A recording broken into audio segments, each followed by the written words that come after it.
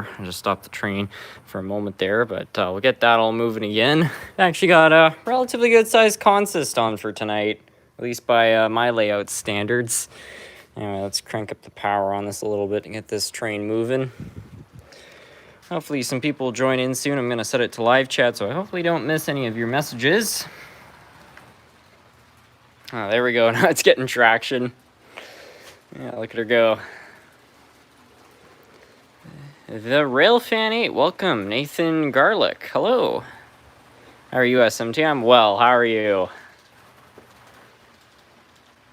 All right, got Chicago Land Railroader, TNYC Productions. I'm early for once. Welcome.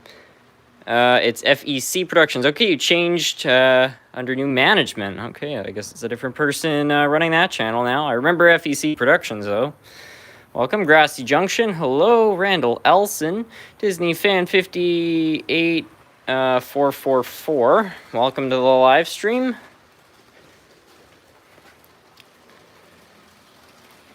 Pink Salmon, what's up? Not much, how are you? Uh-oh. Had some coupler problems. That bridge is not entirely even, so I find sometimes trains don't always make it over in one piece. I think this coupler might be the problem. Yeah, I don't know. This, I think it's an old Varney boxcar of some kind. Anyway, we'll just back the train up. I'm pretty confident that it won't derail. This is a great steam engine. Oh, we got a whole bunch more people joining in. Rayon VR, hello. Jane London, welcome. Big boy. We'll run that one a bit later. It always tends to be a popular one. Any advice for a novice model railroader? I have a 50-year-old model railroad. Okay, so I don't know if you're a person who's already in the hobby with a 50-year-old model railroad or if you've inherited one. So if you've inherited one, you're going to need to probably do a bit of restoration on it if it hasn't been maintained. I recommend for anybody getting a Track Bright. This is a Pico one. It doesn't really matter what brand you get, but these will remove oxidization off your track, so that's one thing. But yeah, getting into the hobby. My main piece of advice is probably that, you know, it's totally fine if you want to listen to people because there's a lot of great people in the hobby who will give you tons of really good advice. But my piece of advice on to you is be selective about what advice you actually take. And what I mean by that is that there's a lot of people in the hobby who know a lot about the hobby, but they tend to look at it from a lens which is very much about just creating a realistic model railroad rather than being a model railroader, you know, being part of the hobby. So, you know, if you want to mix steam and diesel engines, that's something you want to do, and that's maybe unrealistic because you have a steam engine from the 50s and a diesel from the 2000s. Do it, you know, just do what you want. So that'd be my advice. Don't limit yourself. And if you're building a layout, get inspiration. You know, look at other people's layouts. Look at real railroads, you know, anywhere where there's something rail related, you can get inspiration. Make yourself a list, put it together, and make it happen. Of course, you do have some limitations, which is, well, your imagination is one. And then after that, it's money and space. But other than those things, you can pretty much make whatever you like. So that's one thing about the hobby. You can do a bit of everything in it. How do you change couplers? That depends on what you're working with because every manufacturer uses a slightly different system, and some manufacturers use different systems because they maybe were making train cars back in the 80s. Like Bachmann's coupler system in the 80s is different from the coupler system that they use now. So there are lots of videos online how to change couplers, though. So just look around, try to find something that kind of matches what you have, and go from there. Go Veer, go home. How are you doing this evening, Chris? Welcome. Angela Crawford, hello, good evening. Hi, SMG, just wondering if I build a table for my HO scale train, could I put plastic grass all around on top, or is it dangerous? I've never heard of plastic grass. It's probably okay.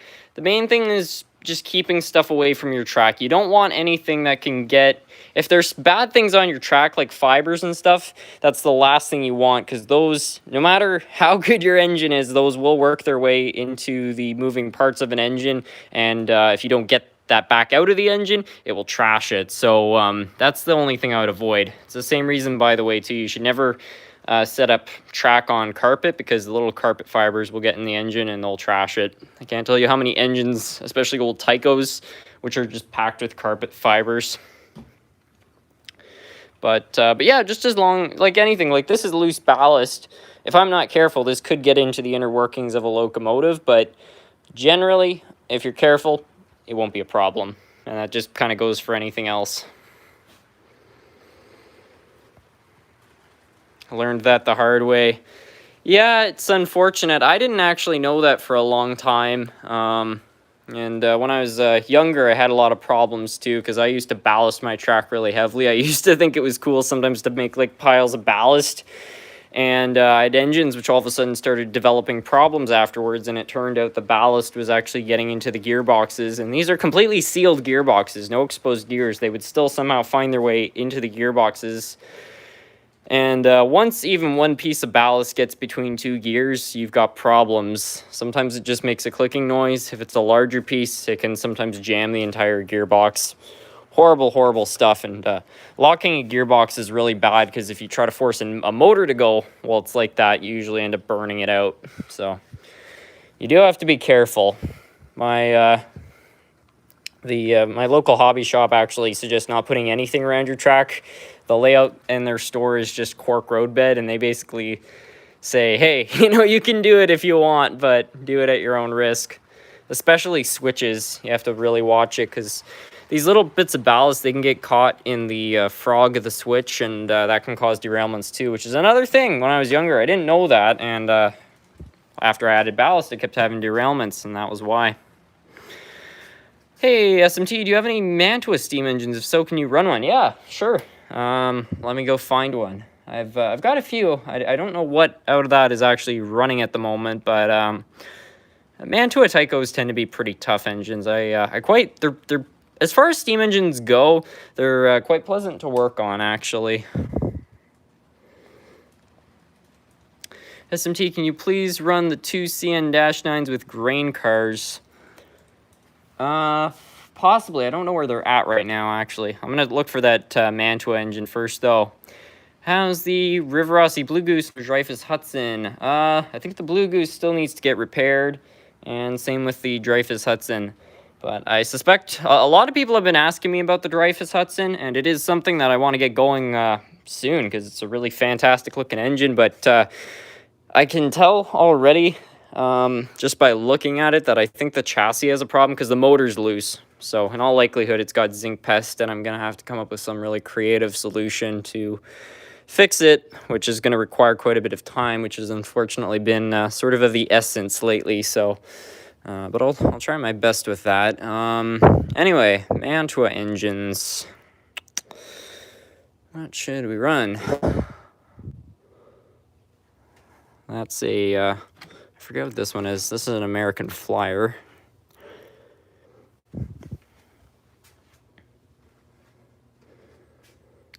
Yeah, I don't know.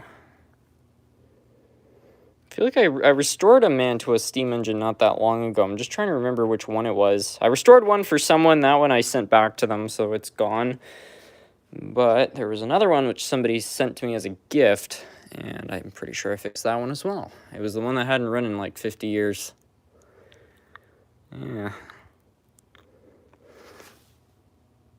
Yeah, I don't know where that's at the moment, so I guess we'll go looking for those -9s now. I did happen to notice this -9, but I don't know if... Yeah, that's a dummy.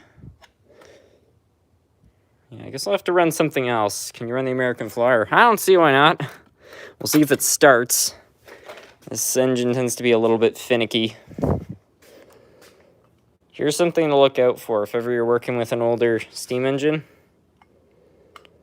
See, that's a problem right there. Last time I tried to run this thing, I think it didn't run, but that's probably why. Those trucks are not supposed to be flipped. Or at least I don't think they are. I don't know. Let's try running it. Yeah, because there's 2 wires, so it's possible it just feeds from 2 different trucks, but that's a pretty weird design. I can't remember how this one goes. Yeah, let's give it some power. Well, I guess the trucks aren't a problem because it's not running. Because we don't have a short circuit, so that's not the issue. I don't know. We could try to repair this thing live if all of you wanted. Let me know in the comments. I'm kind of curious what's up with it. Let's try just jiggling it around a little.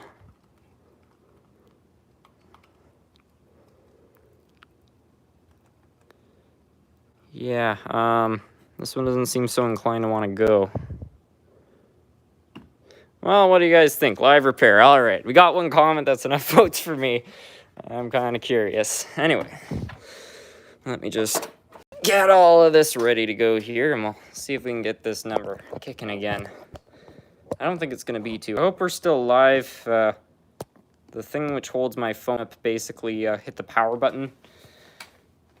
Okay. So, how should we go about this? I'm pretty sure this part's important. Actually, that might just be for the smoke unit. I don't think that is important. I cannot remember how this all went together. It's been years since I opened this up. I don't know if I want to remove that screw because it could take apart this whole piece. So, how do we get in? I guess I'll just take my chances on this screw.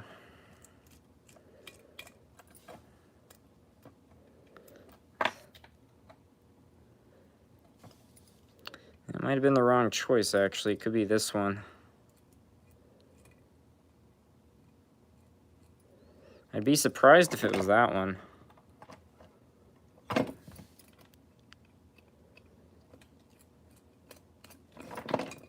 I guess it was that one. Funny enough. Okay. That might be important. I got some pretty shady looking wires right there. I could see that maybe being a problem. But so far, nothing really looks too out of the ordinary. See, I don't know if I want to remove that because it's connected to this whole apparatus for the smoke machine. Okay, that works. And now I got some leads with power in them. Or so I hope. Yeah, we got sparks. Okay, let's put some power in this thing. Oh. So we know the motor works. So we got some kind of an electrical issue. That looks a little bit suspect, but it seems okay. And then this whole wiring setup is a little bit odd. And that feels sort of loose. So I don't know if maybe that one screw being loose is just preventing power from flowing into this part.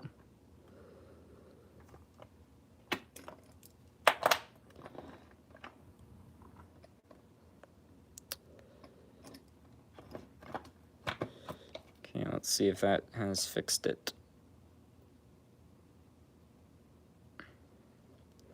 Still nothing. So I'm now starting to think that the problem is actually inside the tender. And we can open that up, so I might just be in luck. It's probably a broken soldering joint or something like that.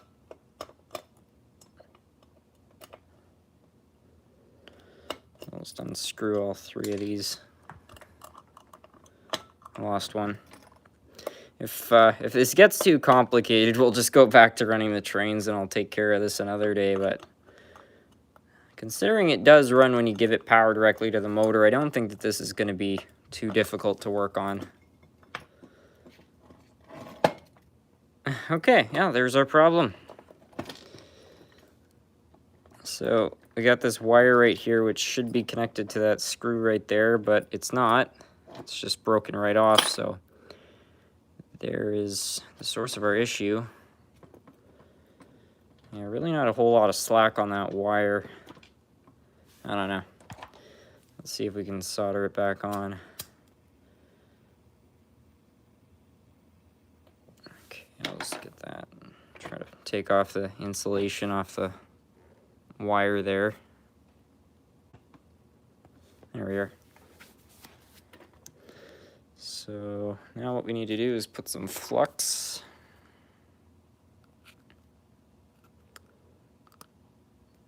Oh geez. Yeah, I mean, the professional way to remove insulation is obviously just to, you know, take some wire strippers and go at it that way. But the only thing I find is it's very easy, even with proper wire strippers, just to pull the whole wire out.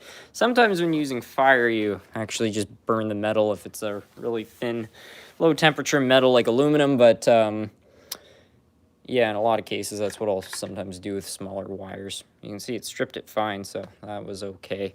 Anyway, I'll get my soldering iron out and we'll try to fix this. Oh, we got a super chat. Ryan Ross, would you mind running the River Rossi Big Boy? Absolutely. We'll try to get this sucker going first, but yeah, we can definitely do that. Thank you so kindly for the super chat. I'm kind of wondering what the story with this sort of miscellaneous wire 2 is.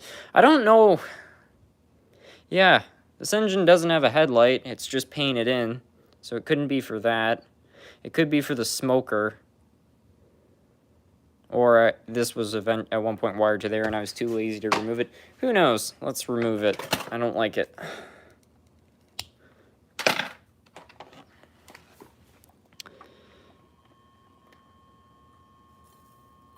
Let's put solder on that wire there.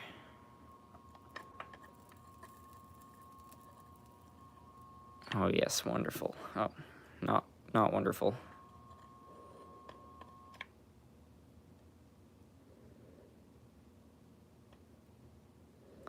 Okay, that seems legitimate.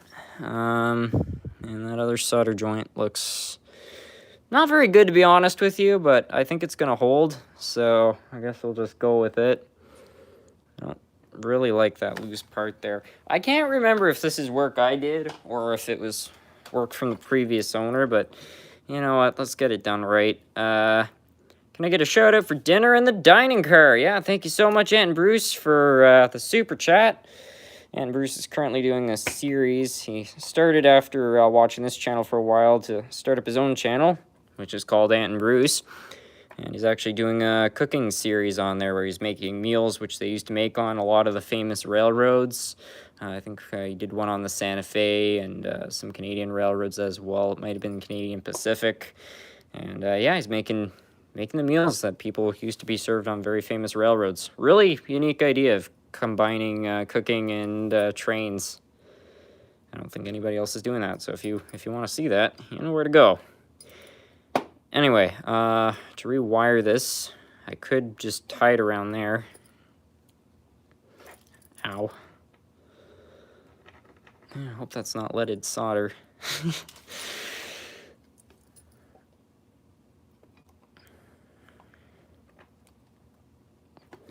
Yeah, I think what I'll try to do is I'm just going to try to kind of twist this wire. I'll just kind of make it like that, and then I'll put the screw back in and let's time it.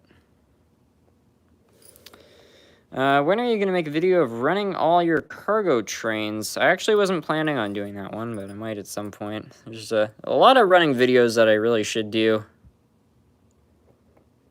I've talked before about one day just going absolutely wild and actually running every single locomotive in my collection. That way I can actually figure out what needs to be repaired, which could be fun. I think that would probably be a 24-hour live stream, though.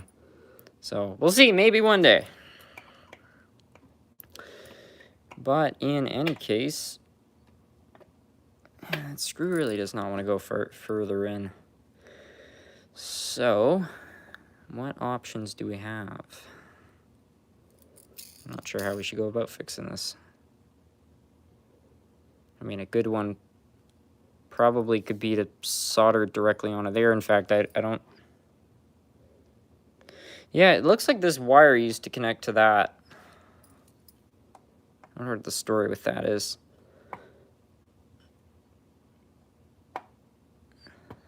Yeah, see, I don't want this whole thing to come apart, but this wire was definitely connected to that. So we got a couple of options. Either I can remove this wire, get a longer wire, and connect it to that, or we can extend this current wire. I think I'm probably more inclined just to find a new wire. Run your dad's steam train. Well, we will if we can get this kicking again. Yeah. Where would I have some good wire? Let me see if I can find some wires here.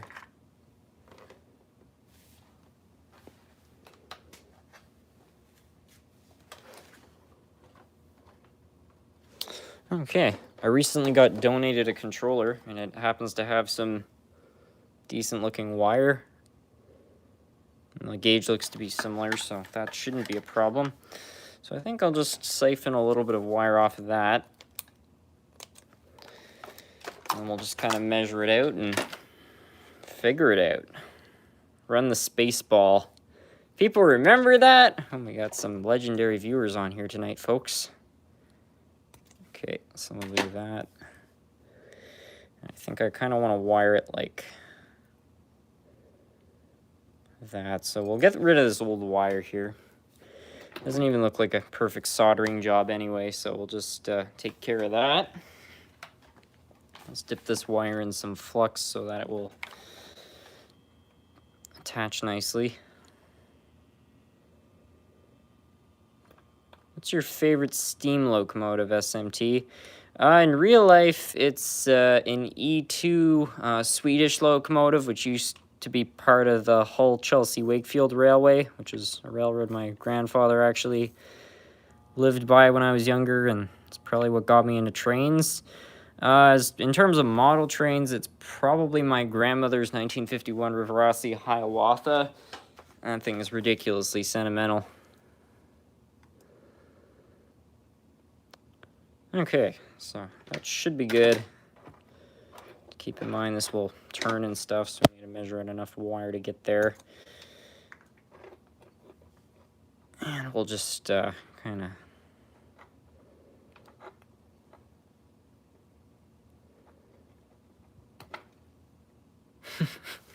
Nice.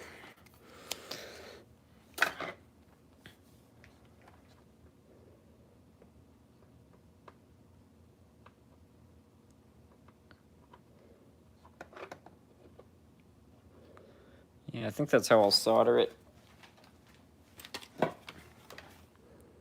Can you run the Fox Valley, Hiawatha? Maybe. SMT fixed one engine, now he owns an entire repair shop. I mean, I don't know. I should probably try to get a job at a hobby shop repairing trains. I feel like that would be a great job. There's I don't know. I feel like there would be enough people too.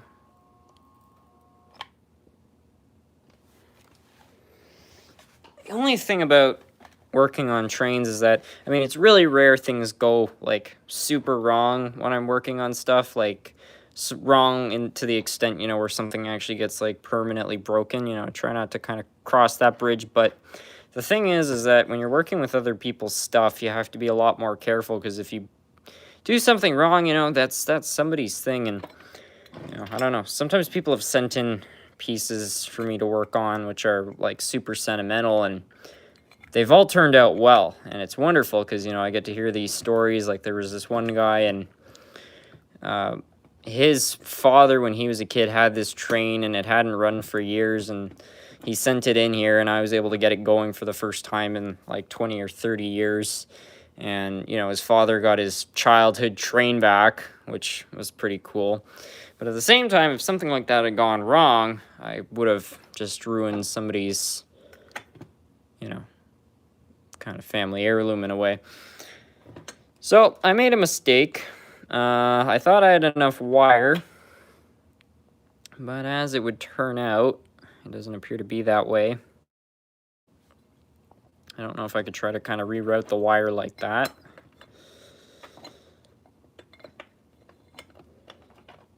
Something does not seem quite right about this.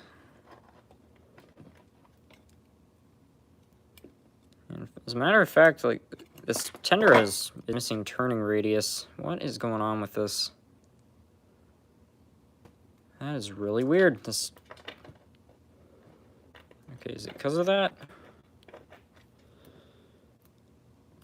I'm not understanding this. It's because of that other wire. Nice. Yeah, I think that other wire has got to go too. Yeah, not a problem. It's too bad that I only realized that now, but it's probably how it got broken in the first place. So, yeah, I'll get rid of that.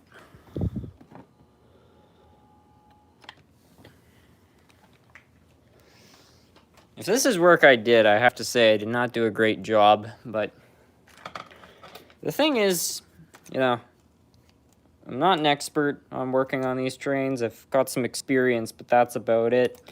So, you know, even 2 years ago, I didn't know probably half the stuff I know now. And if I keep working at it, I'm probably just going to learn even more things. So it's like, on one hand, I'm not happy if I did all this crappy work, but on the other hand, it's a sign that I'm able now to recognize what good work looks like. So I guess it's paying off.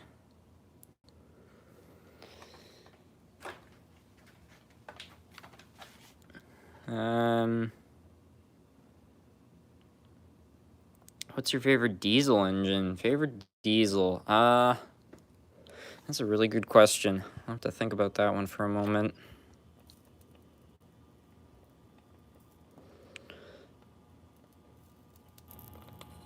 I mean, probably one of my favorite types of diesels is a Dash 9. I'm quite a big fan of those. Yeah. You can use that yellow wire on the front truck. You can use a longer wire to the rear truck. The motor gets power from the tender, at least on the 2 that I worked on. Yeah, this is funny, because usually how they wire these things up is that you've got all the wheels picking up from one side of track on the locomotive and then the opposite from the tender. And it's always a good design, because what it means is that, you know, the surface area, like in this design, you only have 4-wheel pickup, which is not that great, but if you do it the other way, then you more than double that. So I'm surprised that American Flyer decided to wire it all up this way. Yeah, really weird. Unless, of course, this whole piece actually is grounded and these could both be wired up to the same tab. Maybe that's how it was done. It might be what David was just trying to explain. I don't entirely know, but we can test that theory. So what we're going to want to do is put power on the wheel. And this tab is grounded, the other one is not. So let's just check to see. Yeah, I got power.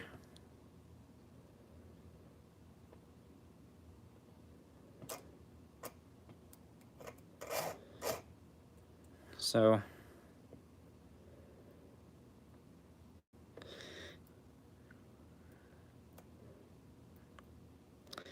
it doesn't seem like these wheels pick up power. I don't know if I'm wrong about that, but it doesn't appear to be. It would make sense if they were separate, because then I don't know why they would bother isolating the trucks. Really strange. So we'll just feed that through there. And we'll feed that through there. Before I go doing anything this time, I'm actually going to make sure it works.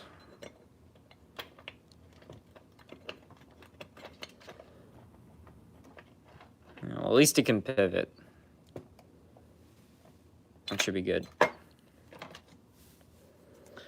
you please run the big boy now? I gotta go. Well, we're kind of in the middle of this, but hey, we're chatting, so I'd feel bad if I didn't. So we'll quickly run the big boy, and then we'll get right back to working on that. I mean, we'll try working at that for like another 15 to 20 minutes, and if that doesn't work out, we'll just go back to running around with the trains. But I feel like we're getting close to getting that engine running again. I think this is the working one. See if it can haul this train. What do you guys think? This is a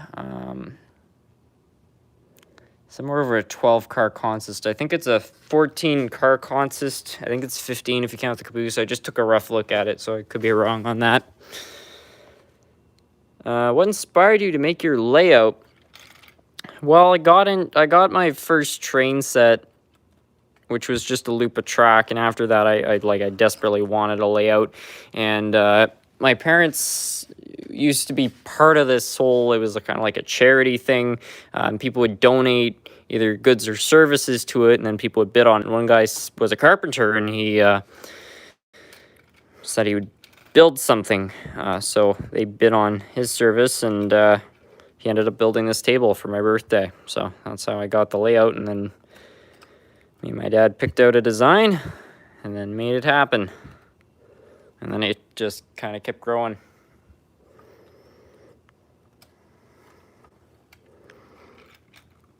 I have one friend. He's never actually been into model trains, but he's always, I think, kind of got it more than most people do.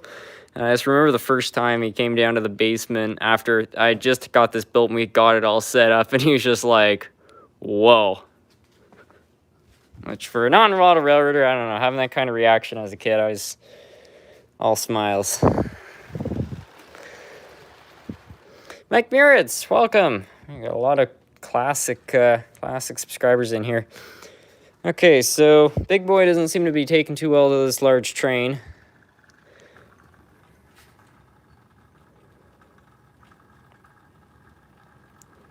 Well, this thing's kind of running like crap.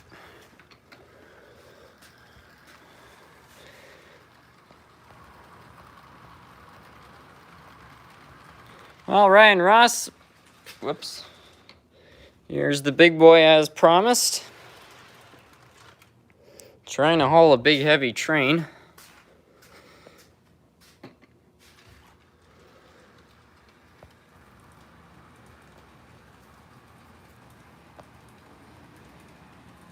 Has the Spaceball ever needed repair?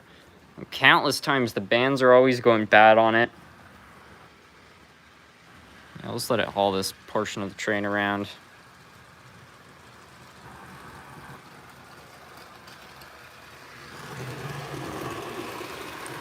All right, so there it is. Is that railroad crossing real? The lights on it are, the wooden parts are all fiction. That was a gift from my grandparents years ago. They found this guy in Ottawa who happened to be selling those two lights, and they bought the lights, and then they told me about the lights. They showed me a picture of them on my birthday, and they said, we need to go get them and everything. And then when they showed up, they had gone and built this whole thing. My grandmother, she had stenciled out all the lettering and stuff like that. It was really a super special gift. Anyway, let's get this going again here. Back to wiring. SMT, do you own any RC cars? I had one a while back. I don't know if I still have it or not, actually. Hey, SMT, it's been a while. It has been a while, yeah. SMT, can you run both of your UP Centennials together? If they were the same kind, I would, but the truth is the drives are completely different. In fact, one of them has a 3-pole motor in it, if you can believe that. So it'd be really bad for the older one. It might burn out the motor. I still haven't serviced that engine too, and it's in desperate need of some work. But servicing a Centennial and servicing a Big Boy. I've never worked on an engine that big before. I suspect they're quite complicated.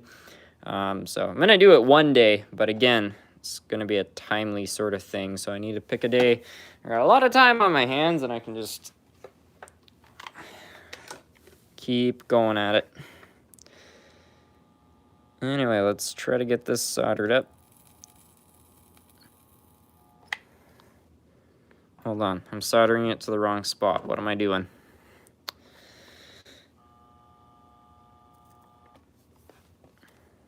It actually did get attached, but I don't trust the connection.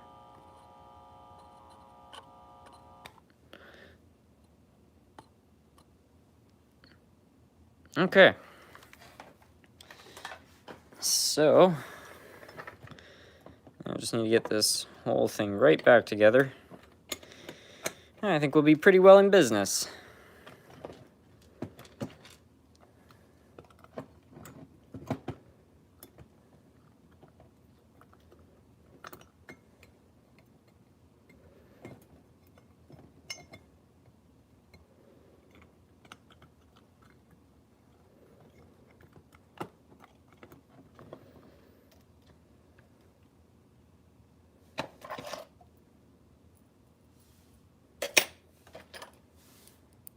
Nathan Delay, welcome.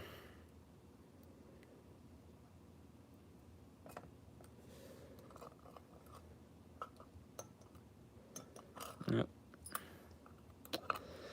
Oh, that's unfortunate.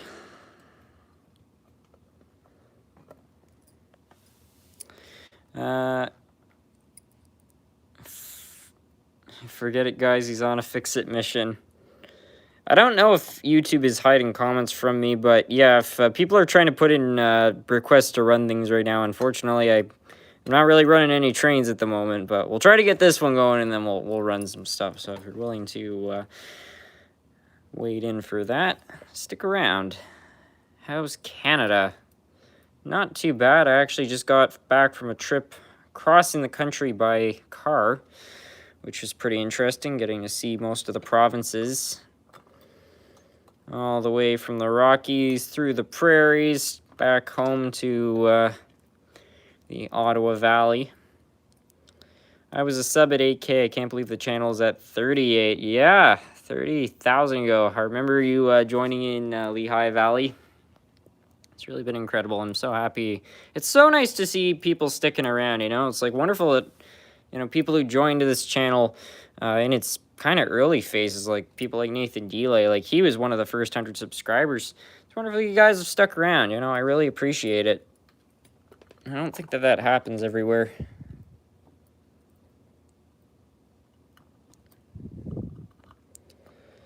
Anyway, let's get that screw in. This is really tricky to work on, I find.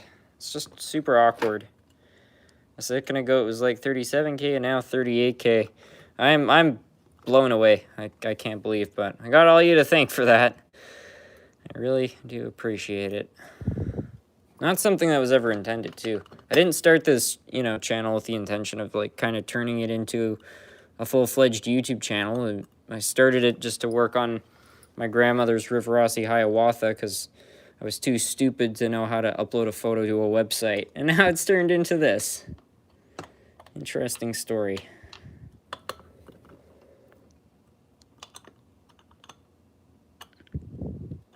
I'm kind of wondering if these were not original screws, because the way they're going in, it just doesn't seem to be working out that great.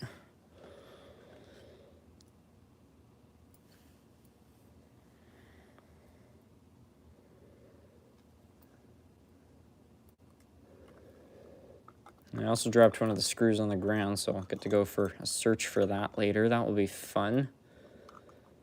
If I have like a magnet or something around here and I could stick it to this, might make life a bit easier. Yeah, I'll just keep trying to get those screws in. Bachman actually needs to hire SMT mainline. Well, hey, I'm no expert, but I feel like I could offer them a tiny bit of advice to on how to improve their drives.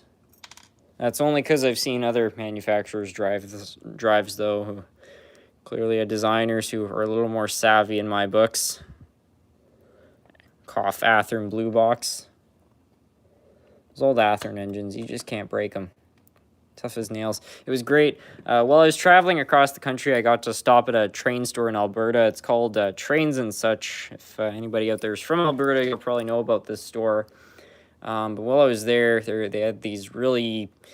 They had a bunch of engines being sold on discount, one of them was going for 20 bucks, and it was an old Athearn, and the owner was like, I don't know if this is gonna start, you know, it's a pretty rough looking engine, everything, but it was a blue box, so I was like, I think it's gonna fire right up. You put it on the track, it didn't even hesitate. First thing, boom, cheap $20 engine, looks like junk, runs mint. Gotta love the old Athearns, they're just great.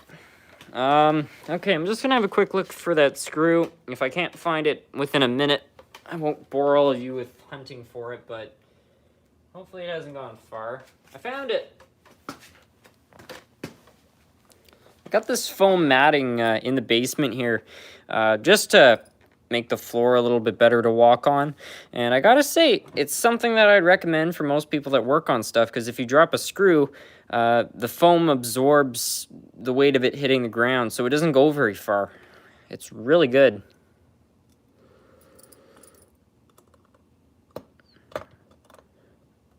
Dumb luck was on my side. Did you guys see that? It fell right in.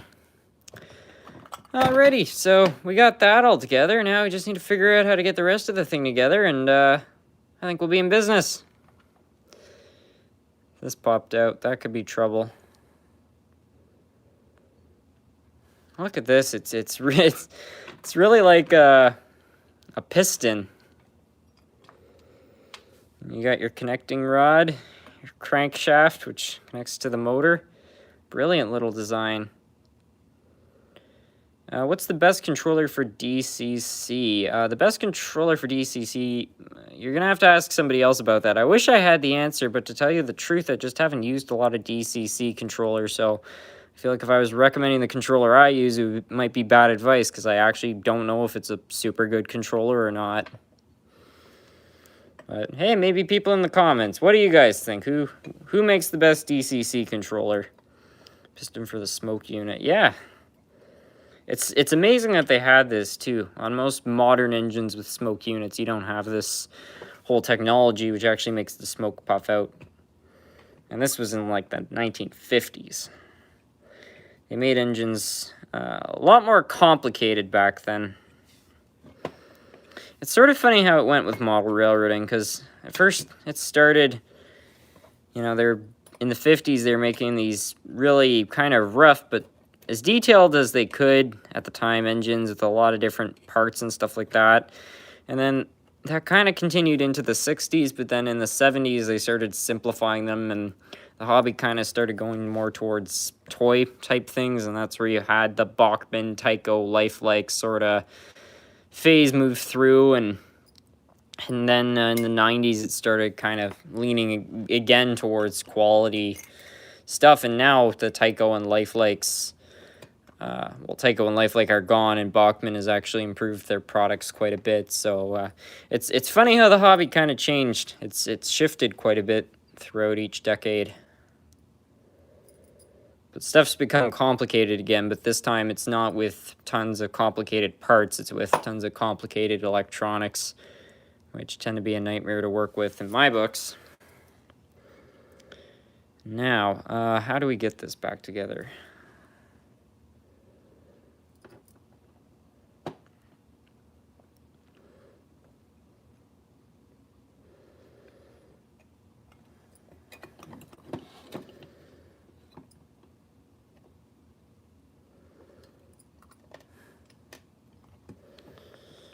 Okay.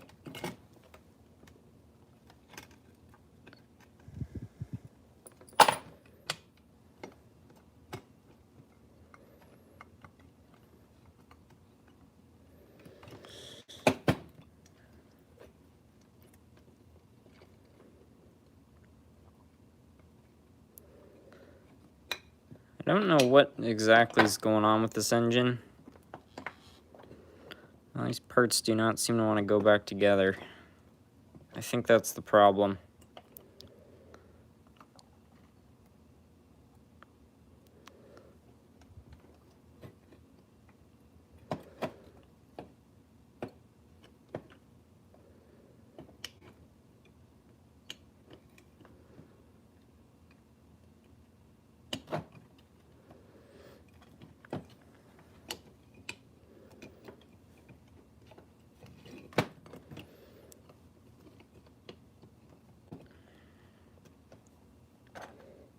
think it was the screw that went in there.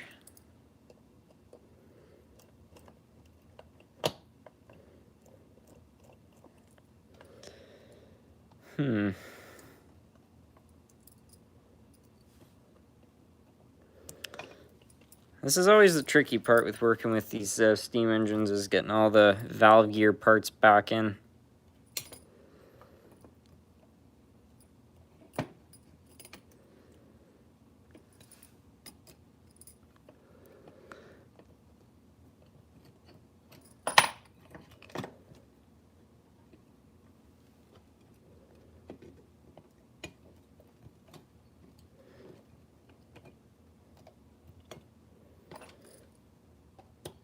Really hope this screw goes in. Yeah, it's not biting.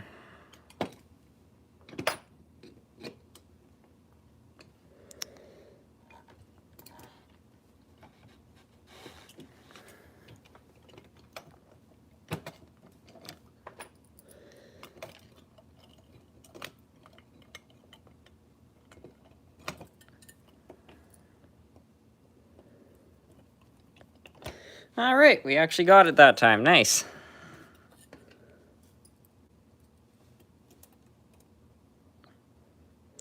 Tyco and American Flyer aren't real models. Changed my mind. That's a huge debate in the hobby, which is that, you know, what separates a model from a toy.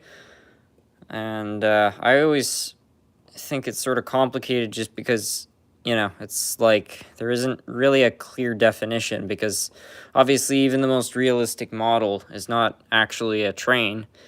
So where do you draw the line as to what counts as a model and what counts as a toy?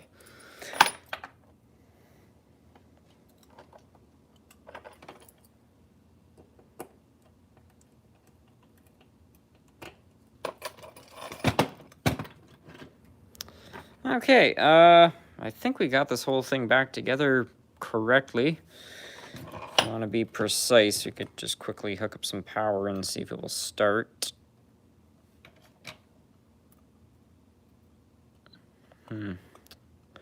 That's not good. I don't know. Let's bring it to the track.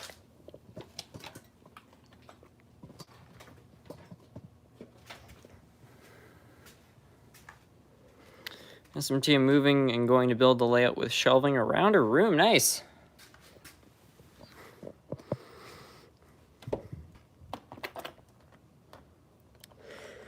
So which do you guys think we're going to get?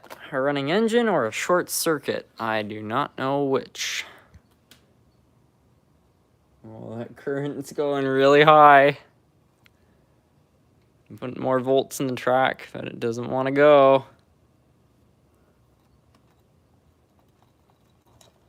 I think I've done something wrong here. It doesn't seem to want to start. It could be those wires are blocking the motor from going. Oh, no, okay, then I take it back. Apparently it does run. Well, this is really weird.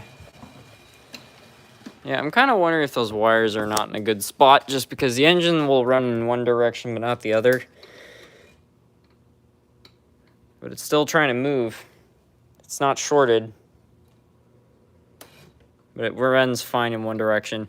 So yeah, it's probably a wiring problem, but we got it most of the way running. I'm going to call that a success, and we'll go back to running some trains. Thanks for bearing with me, everyone. I'm kind of happy with those results. Not exactly what I was looking for, but I don't really feel like cracking it back open and rewiring that whole thing again. I think I just need to put longer wires on it or something. Who knows? Back to the smoking Varney. No, we don't want one of those.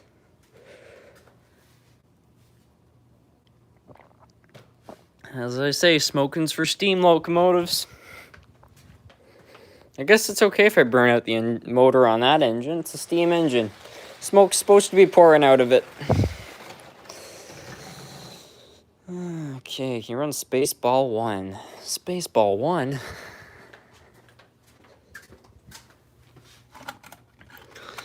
Yeah, hopefully if the bands are good, I'll try to take it for a rip.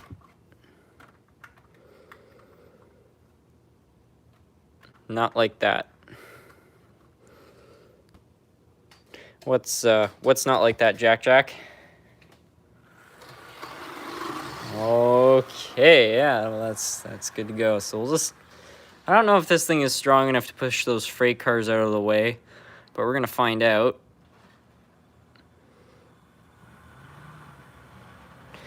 People say, whoops. A lot of smoke. Yeah, probably not coming out the cab windows.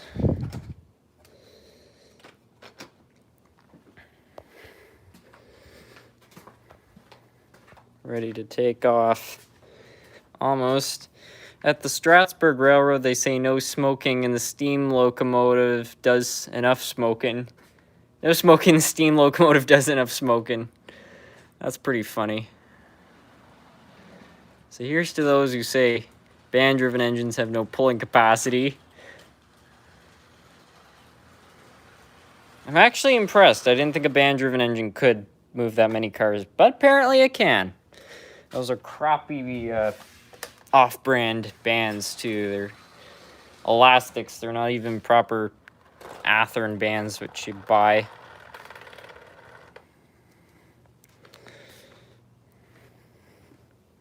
I bought a Golden Eagle. Can you run a Golden Eagle?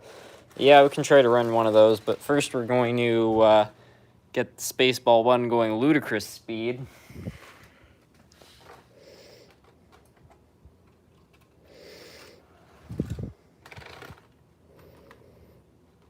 Dollar store brands.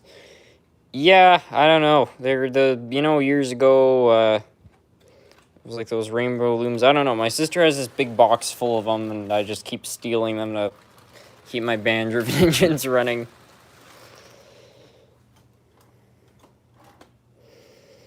Ludicrous speed activated.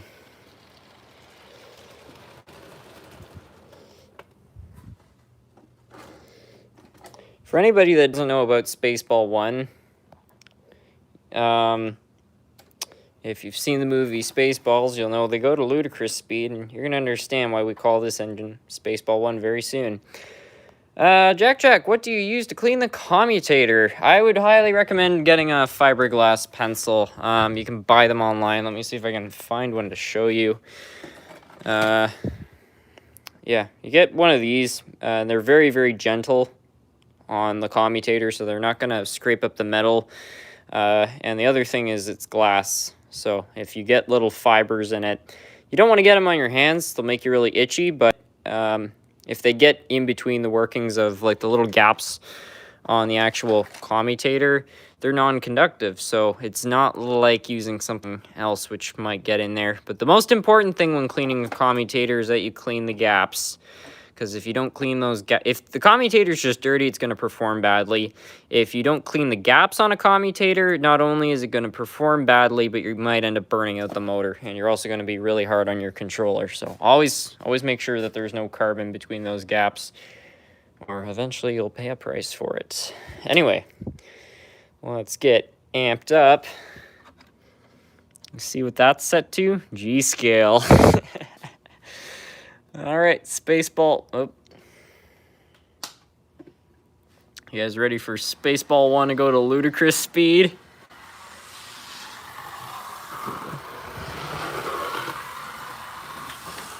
It's tilted on two wheels in the corners. Oh, it's shady.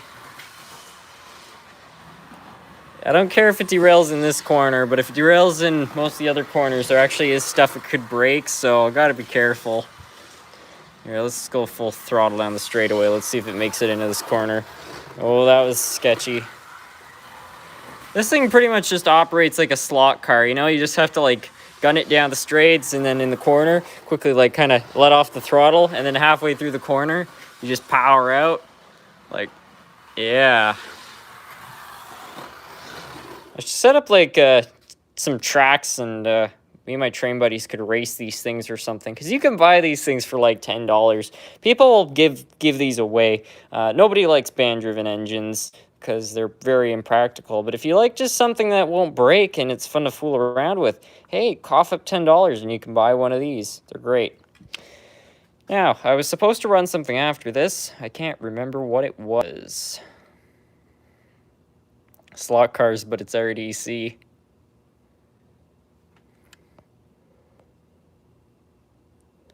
The commutator, the motor of an SXT loco doesn't need to be cleaned. Yeah, a lot of modern manufacturers claim that, and it's possible that they've made them so precisely built that, you know, the commutators don't get carboned up easily. But building something that never has to be maintained, I have a hard time buying it, honestly. I feel like eventually those commutators, it's probably one of those things where, yeah, this motor will run for 20 years without any problems, but when it dies, and you can never fix it again. So if you have a motor which is having high current draw issues, or it's smoking or something like that, I don't care what the manufacturers say, it's probably a dirty commutator.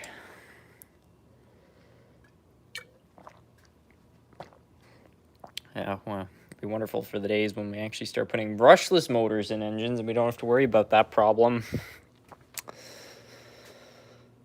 Okay, I can't remember what I was supposed to run next. I apologize. Yeah, I'm trying to remember now. Run the Hiawatha. That was definitely requested. We'll put some cars behind that. Golden Eagle. That was it. Sorry. Okay. I am going to run the Hiawatha, but I did say yes to the Golden Eagle, so we'll run that. If it will actually run, that's the big joke.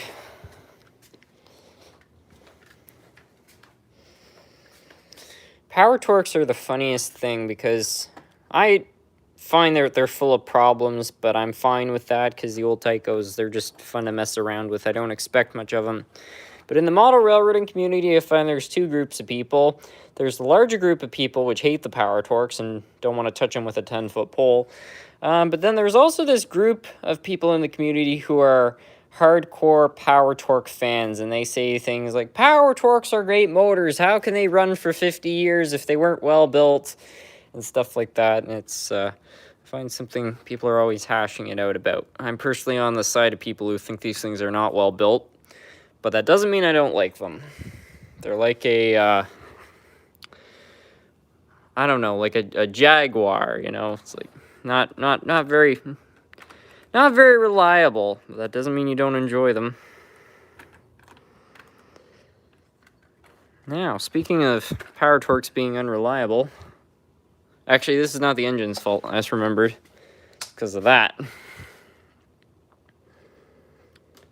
Okay, but now power should be in the track and it's still not running. Let's double check it. Okay, so we have power in the track. But the power torque not running so well.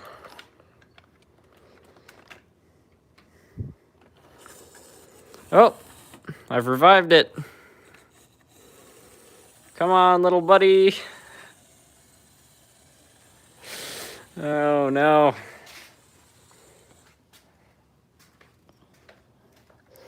Not so golden. At least not mechanically.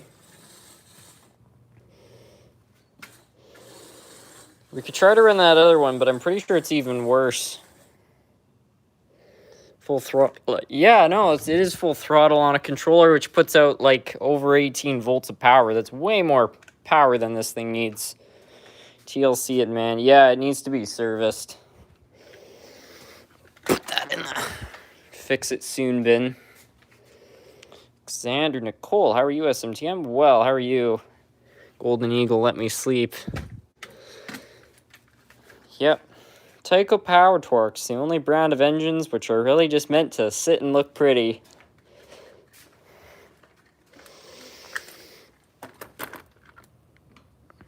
Alright, take two with the other Golden Eagle.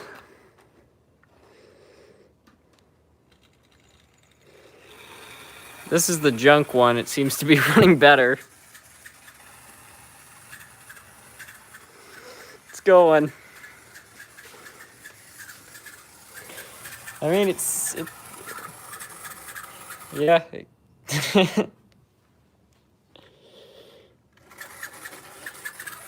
kind of sounds like crap, but it's doing it. Yeah, I call it the junk one because I think I paid $1 for this. All original parts.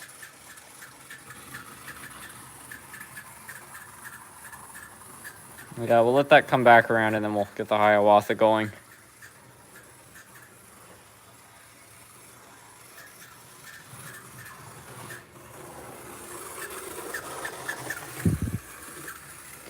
All right, that was a solid go. But it did run.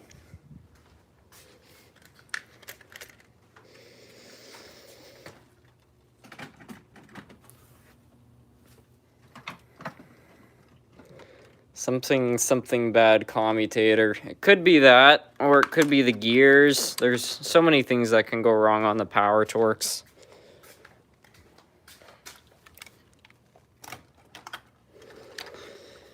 Now, we're going to run something that's sort of fancy. Fox Valley Hiawatha. I don't know what we should pull behind it. Sounds like a good -7. Dodger Bend Railway. Wow.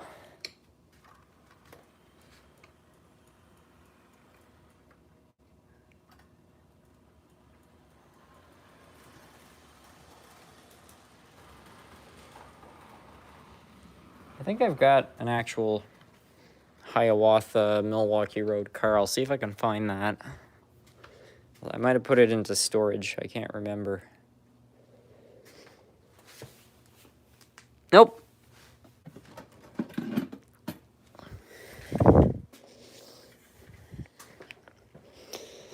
This is pretty nice. All custom painted, built out of brass.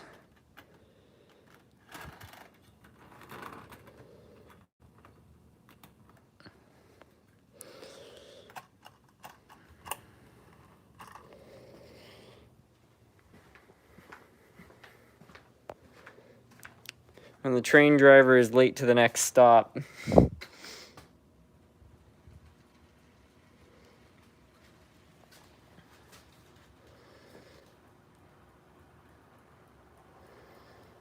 Paint's not perfectly matched, but it does look pretty nice.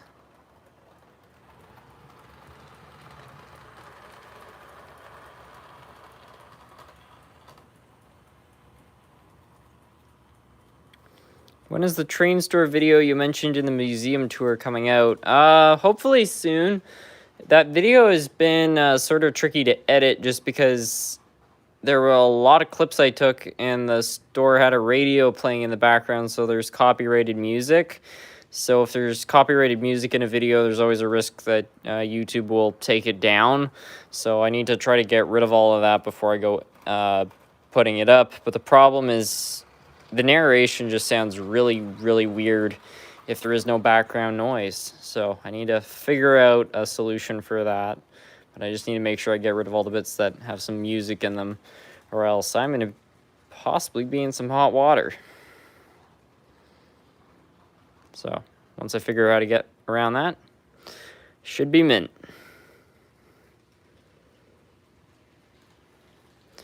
Can you run a green GG1 with the coaches? I think it would look cool. I can run a green GG1. I don't know what coaches would look good behind it, though. Hey, SMT, what can I do to keep the old Bachmann engines in good condition? Just regular maintenance. Unfortunately, a lot of the older Bachmanns from the 80s have problems which are not that preventable. Like the biggest problem with the 80s Bachmanns is the nylon gears. In the steam engines, it causes quartering issues, which are a nightmare to deal with. And in the diesels, it usually just causes cracking gears, which makes weird noises. So, but there's not a whole lot you can do about that, unfortunately. But other than that, just preventative maintenance. Just keep everything clean, keep everything lubricated. If it's not running well, don't force it to run. Jack, okay, thanks SMT for my help. I'm live, gotta go out to the layout sooner or later. I'm gonna challenge you to do a 5-engine contest. Well, thank you so much for stopping by, Jack. Have fun running the trains. Dang, did you fix that little black engine? Yeah, I got it running. It wasn't running very well, though, because I think the wires were caught around the motor or something.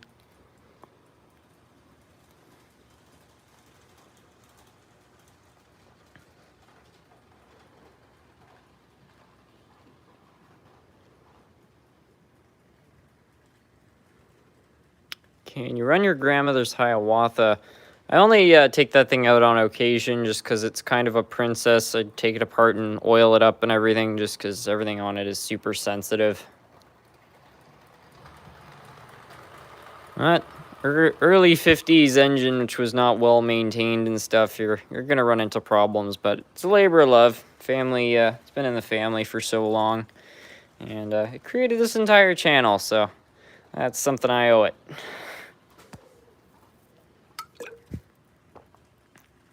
I should probably buy some new wheels for it. I could actually get the drivers back on. Could be nice. I think I might see too if I can do another, maybe around the holidays, get my grandmother down to the layout and have her run it again, because everybody really liked seeing that. She was reunited with her childhood train, because this thing she hadn't run this thing in probably over 50 years by the time I got this thing working again, because she only ran it for a little while when she was a kid in England, and she ended up moving all around the world, so she never got a chance, and then the thing got zinc pest and the whole chassis came apart, so unfortunately, yeah, she didn't actually get to run this thing a whole lot. So she was running it when she was a kid, probably about 7 or 8, and that would have been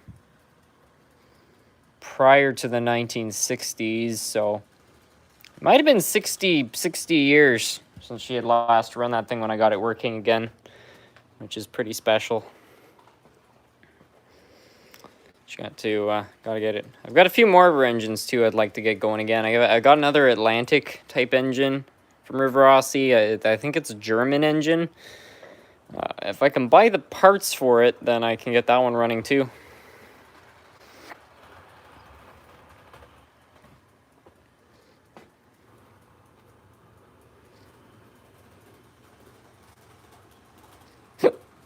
Oh, I've got the hiccups.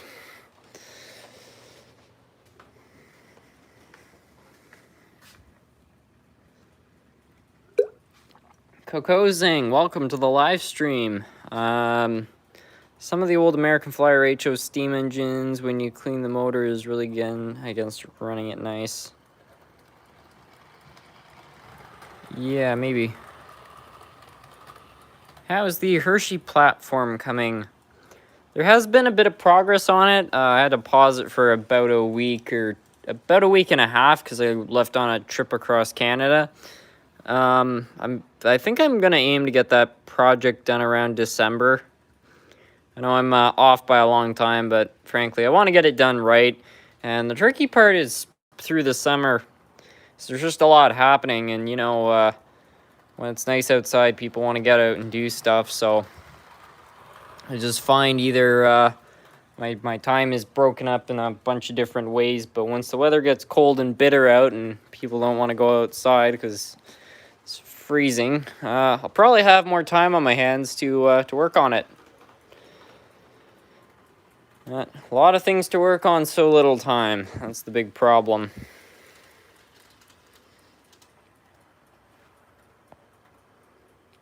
Tom S. Hey, SMT. Welcome. Staying busy, doing all right. Been helping out my father with the farming and everything else because the cancer been helping him. Good for you, Coco. What's your biggest diesel engine? Probably the Centennial. Should hook up a big consist and have this one pull that. Might be fun.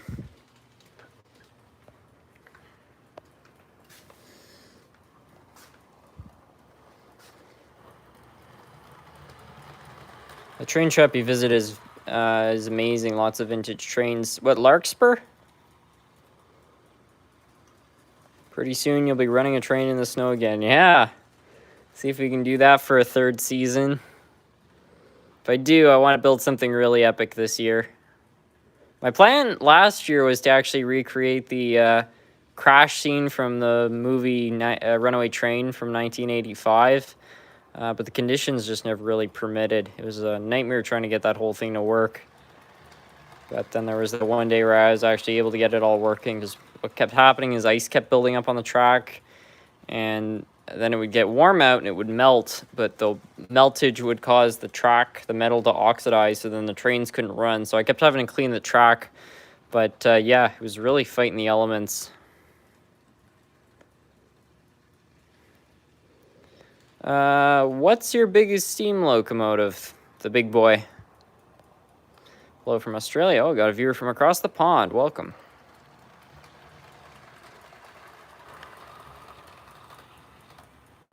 Can you run the daylight engine? It's not running right now.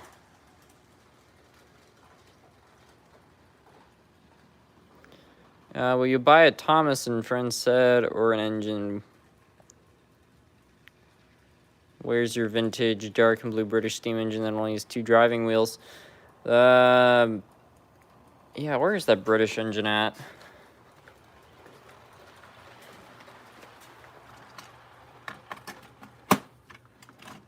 Here's the British engine. As for buying Thomas stuff, probably not. I haven't seen the police engine in a while. Yeah. Need to go bust them Duke boys.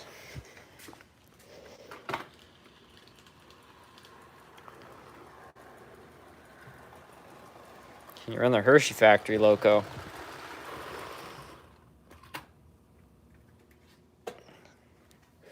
Sure, I've got an idea. Just put the Hiawatha back. For anybody who wonders why it's pointed backwards, this is why.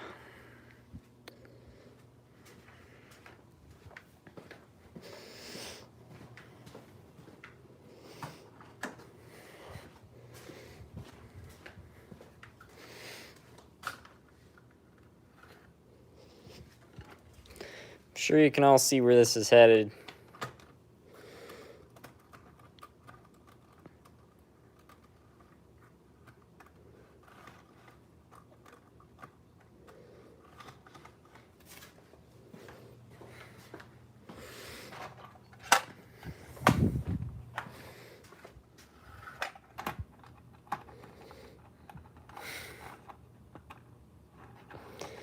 Well, it looks like Hershey's Canada is going to have to run with their illegal shipment of cocoa beans. It's going to be sort of like a westbound and down sort of situation. I highly recommend putting that on your background for what's about to happen. Oh, yeah.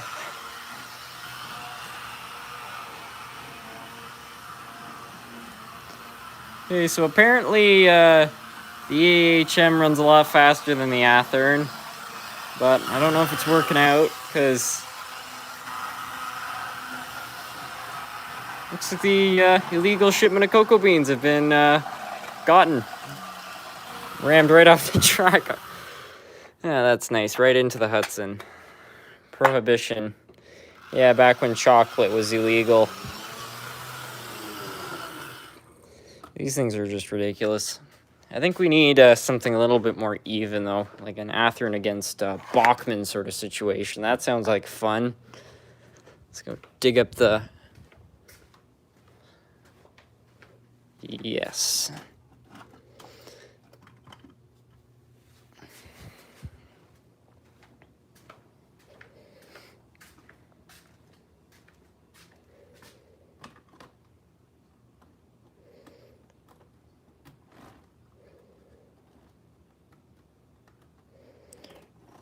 If you have a UP Challenger, please run it. Actually, I don't have one of those. Can you run the Blue Goose? I don't know if the Blue Goose is running. Okay. Eastbound and down, take 2.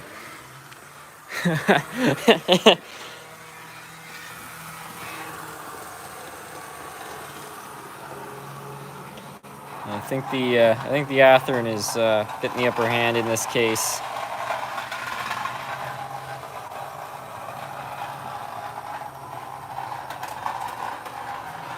Oh, my goodness. Okay, I don't want that to hit my HCW models. That's kind of close. But yeah, it looks like the authorities managed to get the illegal cocoa, so that's good. So much nostalgia.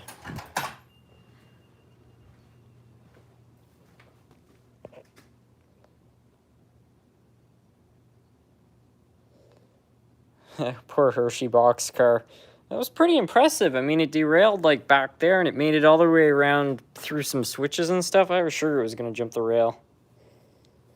I think the force of this engine pushing against the other somehow managed to keep it in place. Back from dinner, so what did I miss? A high-speed chase. I wonder if they're faster backwards. Oh, that's interesting.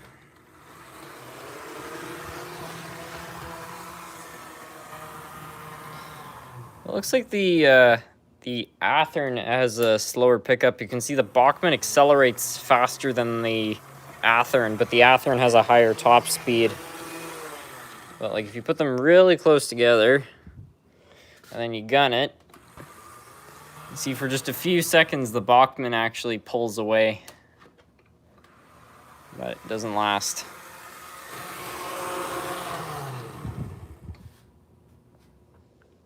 There was a race. Yeah, we should get back into racing models. That was cool. You should make a General Lee locomotive to run from the police, too. Yeah, I think that making a General Lee engine would be pretty fun. I wanted to turn an SD40-2 into one, because I feel like that's a pretty good rail representation of a, you know, a 1969 Dodge Charger. The only thing I'm, like, a little apprehensive about is I've really tried to keep the channel like uncontroversial and everything, and I don't want to accidentally ignite something with that, so it's the only thing I'm a little bit kind of iffy about, because there's some political stuff with all of that, which I'm not really interested in getting involved with.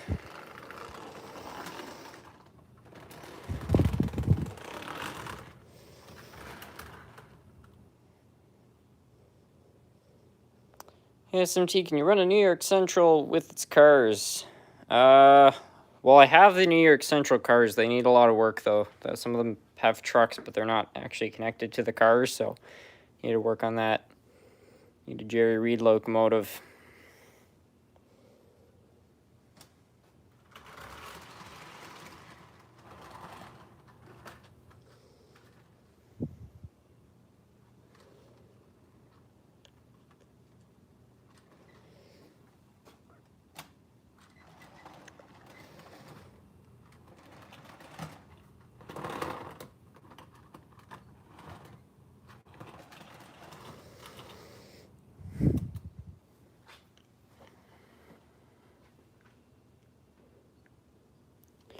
Running a short time. Welcome to adulthood, my friend.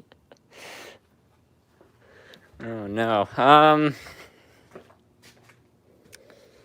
I was supposed to run something next. My short-term memory is non-existent. It's just gone right away. Bye. SMT, I got a big boy yesterday, and it won't pull itself. Sounds like a drivetrain issue with one of the two sets of driving trucks. Smokey and Bandit locomotive would make a run from the cops. Yeah, I don't know. We need something. That would be fun.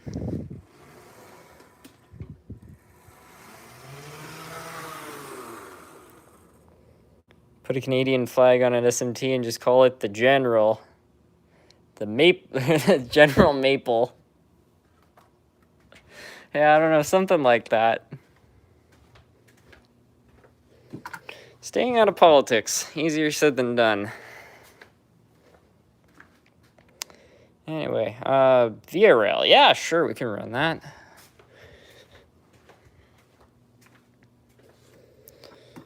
Take this old classic out. The General Maple.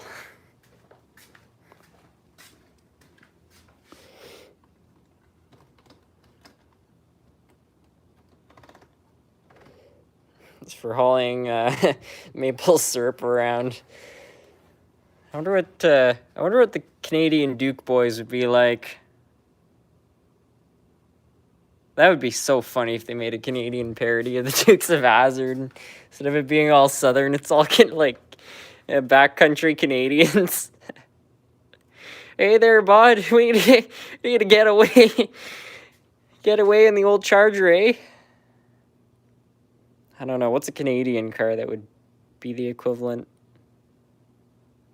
I think most Canadians in the 80s, if they were still driving 70s muscle cars, they probably were all American.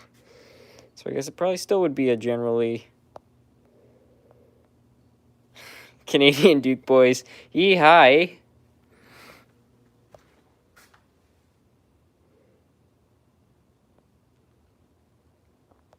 Looks like those Duke boys are back at it again, eh? I'm sure it'd be really funny. I'm looking for my LRC cars. Where have those gone off to?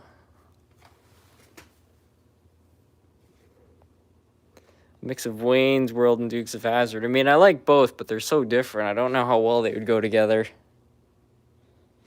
Oh, I found them! Just turned out if I was doing a better job at a bit of cleaning down here, I might not have this problem.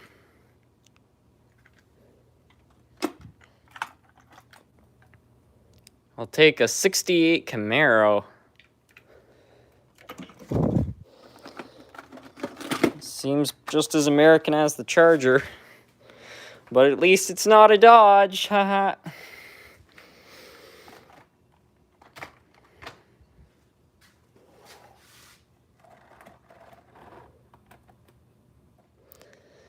A mix of Trailer Park Boys and the Dukes of Hazzard, yeah. I mean, the Trailer Park Boys at times was kind of like the Dukes of Hazzard. A Dodge Ram.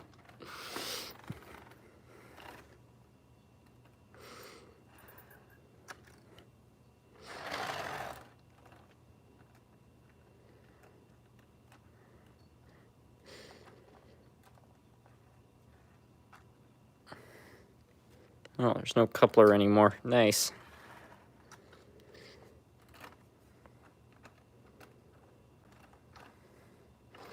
What the heck is the Trailer Park Boys?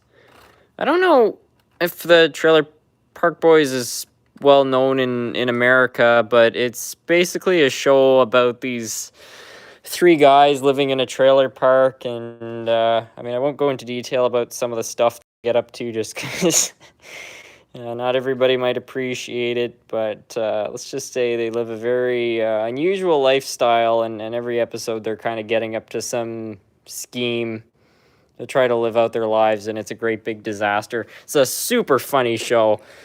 It's a lot of great moments. It's all filmed as like a mockumentary too, and it seems pretty realistic at times. As to I don't know, they did good acting.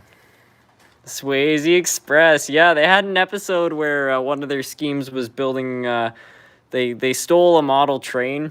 I don't want to spoil these for people that haven't seen them, but yeah, they got a model train and they were setting it up to move something.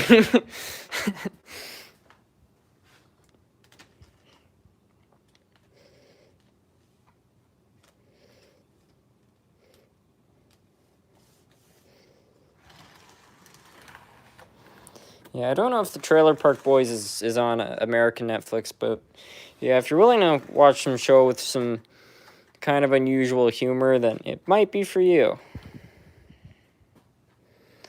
But yeah, if you ask any country Canadian, the Trailer Park Boys, that's like their religion. Like they'll go on and on about it. Canadian Duke boys would drive a modern Challenger painted red and white with the Canadian flag on the roof. That would actually look really cool now that I think about it. That would look pretty cool.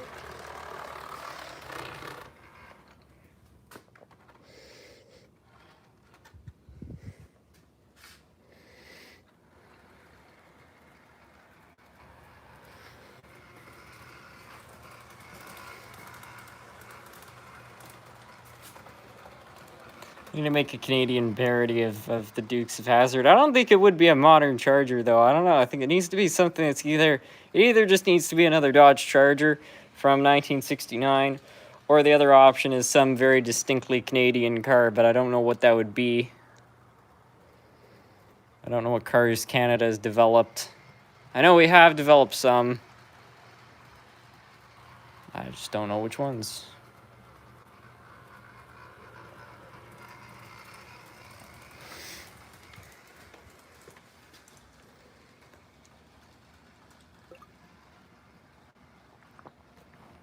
LWC Productions. Maybe I should say hi before asking anything. Hello, first time here.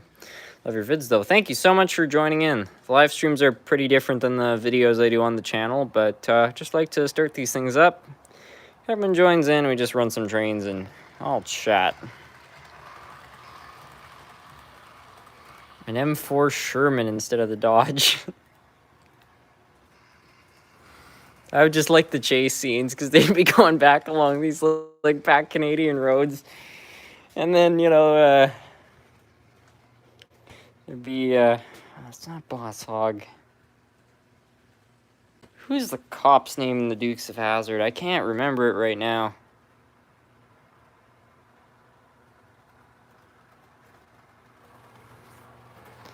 Anyway. It's just like the authorities are coming up behind them, and he's like, "Here, buddy, don't think so. I'm just about to give her. Hey, I'm gonna send it. Going out for a rip."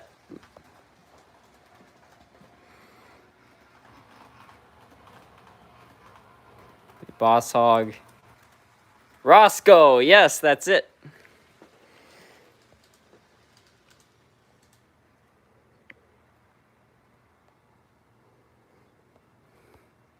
What about a Geo Metro? Might not be fast. I thought the Geo Metro was a British car. I need to search up some classic Canadian cars.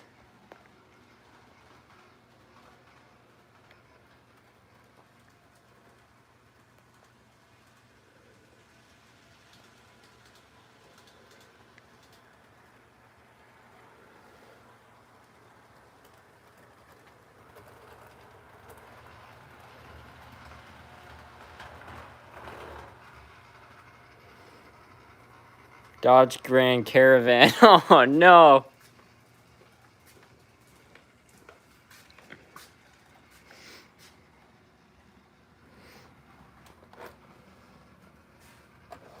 I mean, Canada didn't design the Corolla, but I think we're building Honda Civics. Maybe that's what the Canadian Duke boys would be driving around in. Probably a manual Honda Civic, yeah. Sheriff Roscoe P. Coltrane.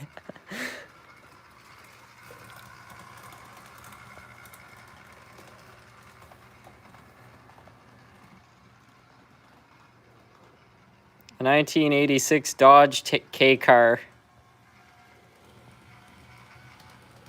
Yeah, it doesn't seem like the Canadian Duke boys have got too much luck. Civic might be fast.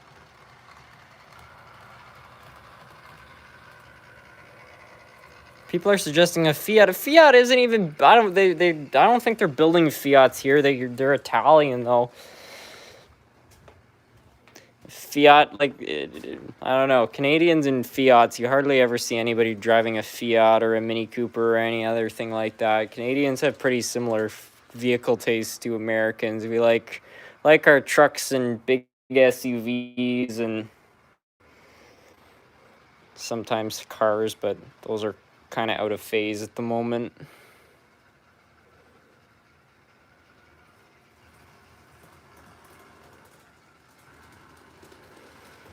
I could drive a 1969 Beaumont Sport Deluxe Coupe. Well, that sounds nice. A GTR Chrysler plant in Brampton. That's true. Yeah, they could drive a Chrysler 300.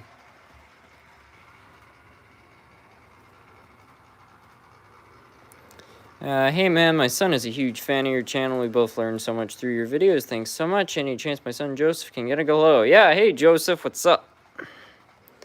Dodge Daytona, yeah. How to post image. I don't think you can post images in the chat.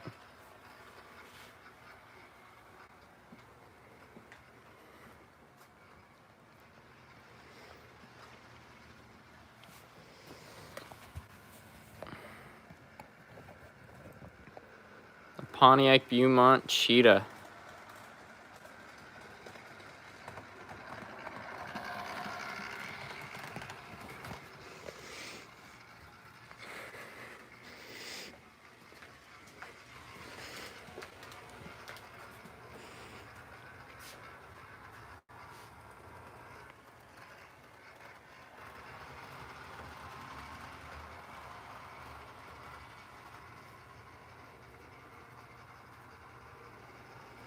How about Chrysler PT Cruiser GT?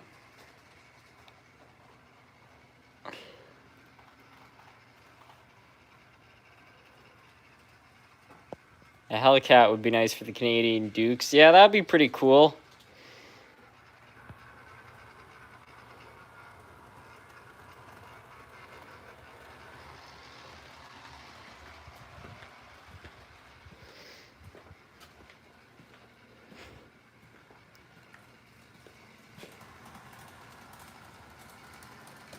The Pontiac Aztec. Seems like everybody just wants the Canadian Duke boys to have like some sort of a bad car. A Tesla. Yeah, that way they can go like 4 feet and then run out of battery.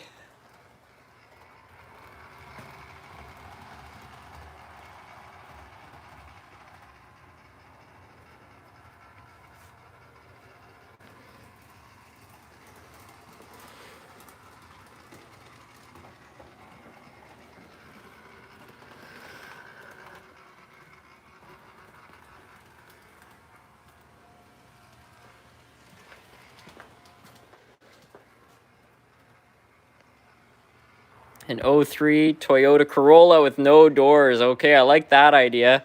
Manual Corolla too. Honestly, a Corolla probably would be a good getaway vehicle because you could just keep driving. They never break. The amount of late 90s, early 2000s Corollas you still see out, like those things just keep going and keep, like, I mean, they didn't even cost, they were the most expensive cars on the market back in the day, and here they are still going 20 years later.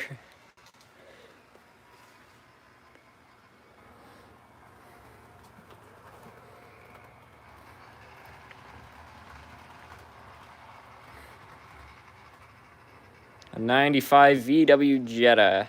Appeal P50. Yeah, that would be pretty practical. Chevy Cobalt SS.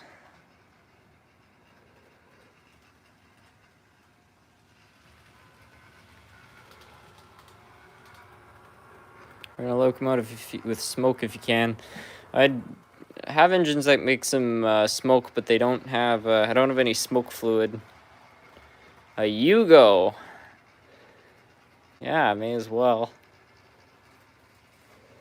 I think my dad's buddy back in the 80s, there was some dealership and they were giving away a free Yugo with this certain type of car, and they yeah, he got one and it ran for 6 months and then died. The Canadian Duke boys would be on 1980s Bombardier 2-stroke snowmobiles. Yes, that's it. That's exactly what they'd be driving. Huge cloud of like 2-stroke smoke behind them as they're like gunning it. Of course, the cops would also probably be on maybe some Yamahas, but good luck keeping up with the Bombardier 2-strokes. I hadn't even thought of that. The Canadian Duke boys aren't going to drive cars at all. They're on snowmobiles.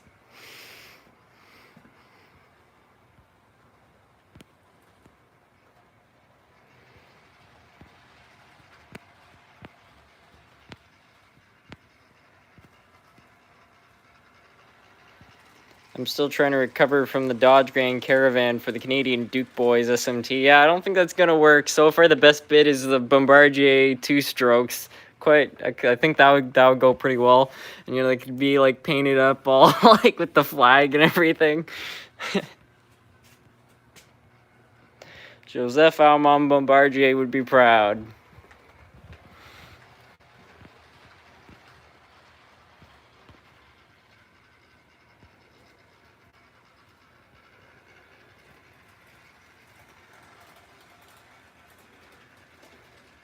Mackenzie brothers, Bob and Doug would be the Bo and Luke equivalent.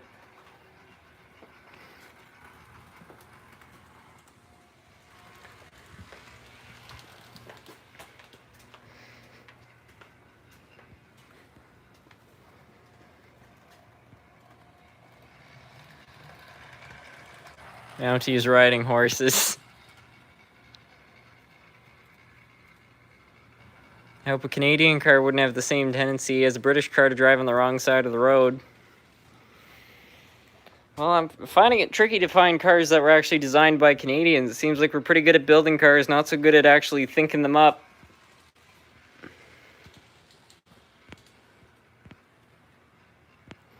Only up in Canada. Red Green could build them a car. Yeah, exactly. Red Green could be Uncle Jesse for them.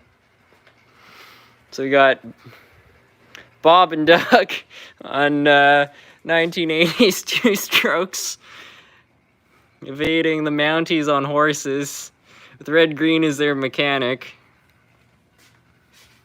Sounds like the best show ever made. Duct tape car.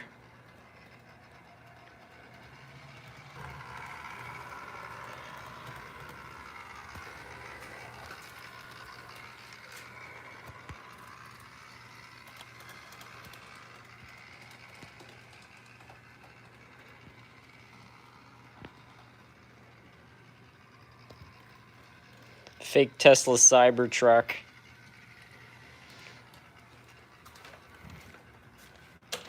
Yeah, except at least the 80s 2-stroke snowmobiles could actually outrun the Cybertruck.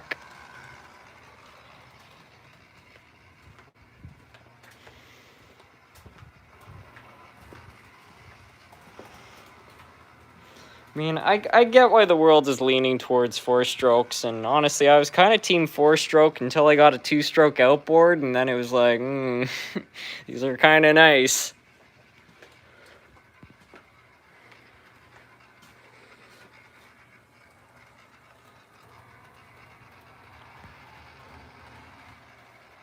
Anytime you see Red Green standing by a car, something interesting is gonna happen. That show's the best. Just make sure the vehicle is not emissions compliant. Yeah, carbureted 2-stroke, probably not so much. Now I really want to watch this show. Canadian Duke boys outrunning police charges with their 80s snowmobiles. Well, they can rip. I don't know how strong the snowmobiles back from the 80s would be, but I'm pretty sure current snowmobiles can exceed 200 clicks. Long live carbs.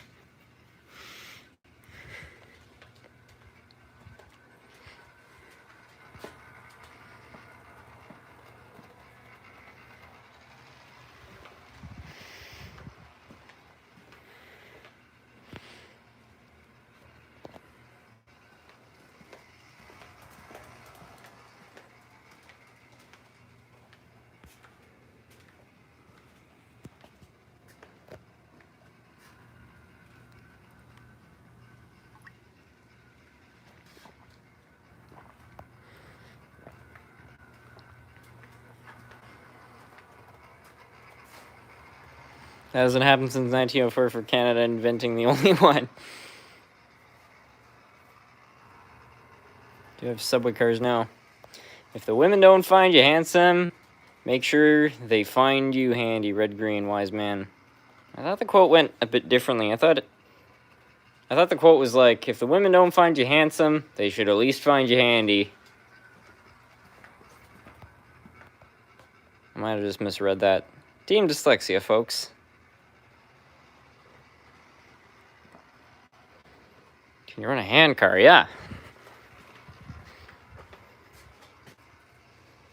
It's gone.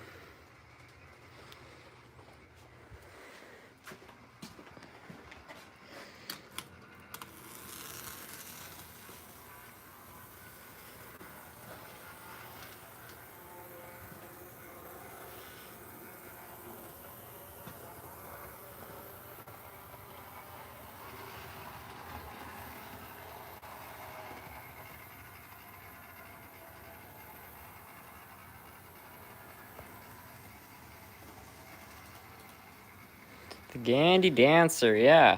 You get a real fanning POV of that. Oop.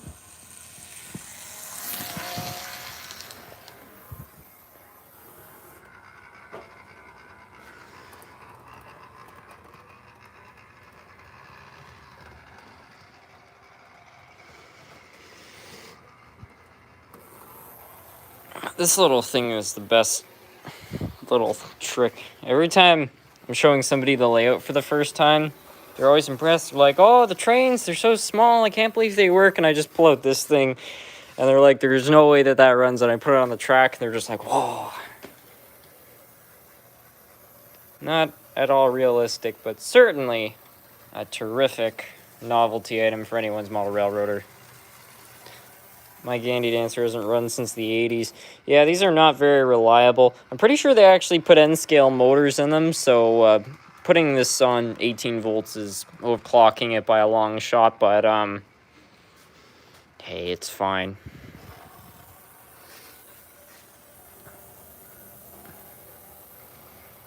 One of Bachmann's best products, I would say, though. Not the highest quality, but again, great little party favor.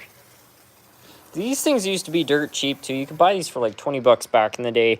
Now I think they're 40, 50, maybe $70. It's crazy. But you can still find them cheap at train shows.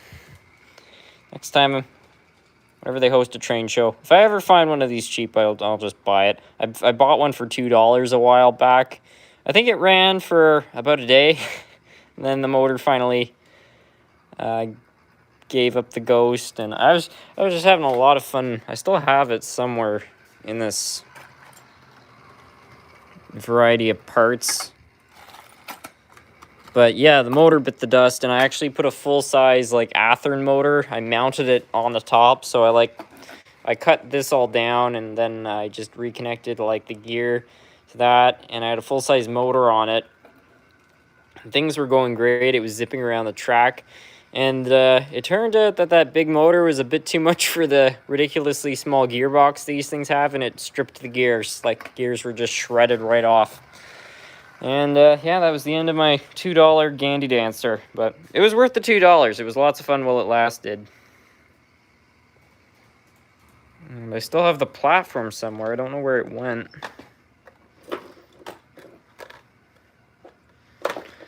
But I've kept it around because I feel like I could still use it for something. And it's not like it's really taking up space, so I don't know. I thought I'd thrown it in here.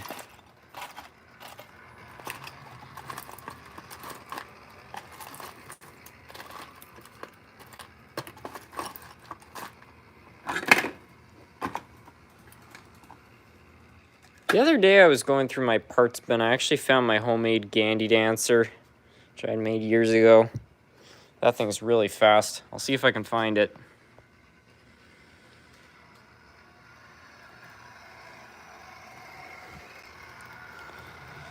Loyal as heck.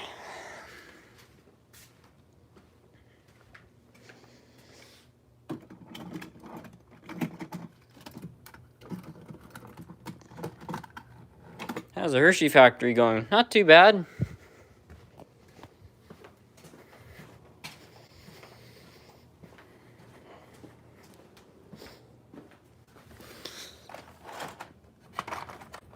I wonder if this is still gonna work.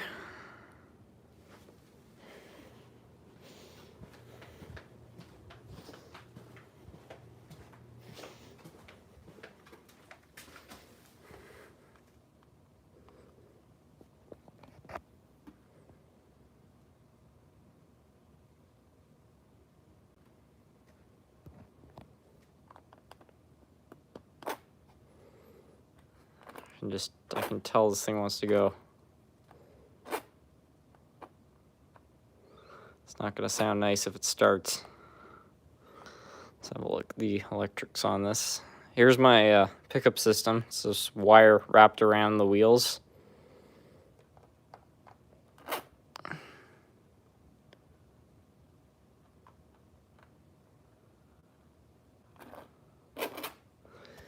All right, let's try giving it the beans. Oh. It only has two-wheel pickup because, of course, you need one for each side, so I had to flip the trucks on this.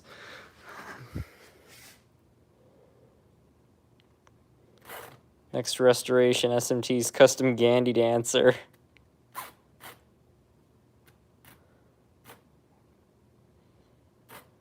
Could be the wheels are just too dirty for it to work. Yeah, I think that's the problem. Let's try. Yeah, those look like crap. All right, well, yeah, let's try cleaning these up, and yeah.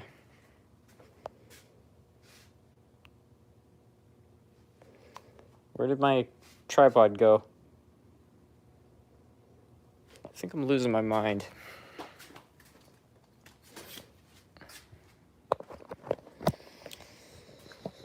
Okay, so we're just going to plant this down on the ground and lower that a little bit, and we're just gonna clean up the wheels. I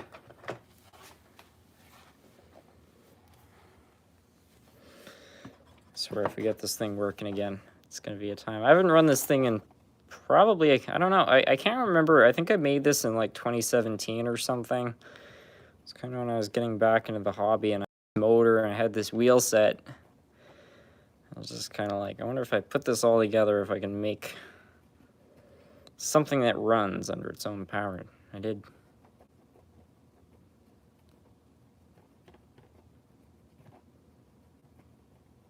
Love your enthusiasm. Thanks.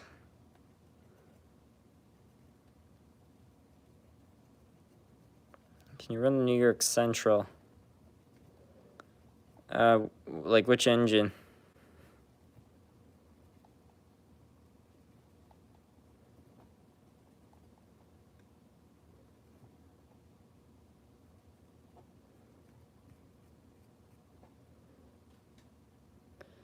It's not perfect, but that's probably good enough.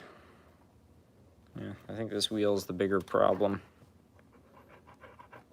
Yeah.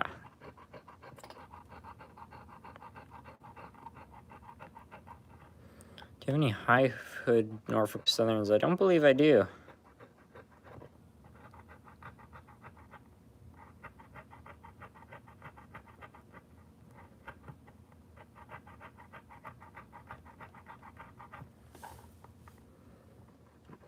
Look at this thing, just cutting right through all that oxidization. Any Dreyfus Hudsons? I have a Dreyfus Hudson, it just doesn't run. I bought it a couple months ago. I just haven't got around to fixing it yet because I think it's got some pretty severe problems. I'll find out eventually, though.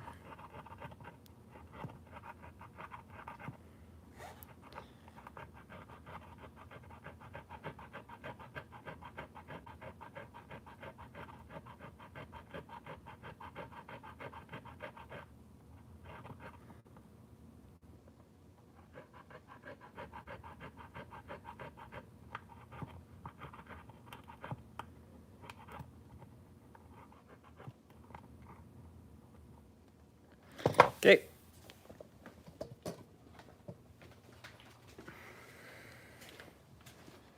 I think it's going to run this time.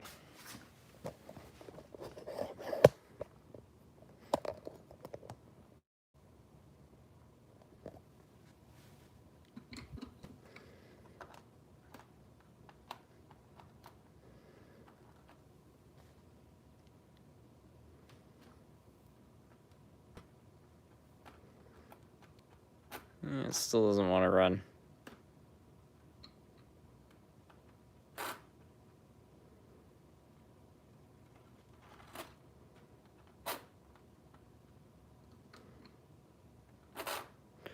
Yeah, I'm starting to think that the wheels actually didn't have anything to do with this thing not running. It's probably just the shady wiring setup.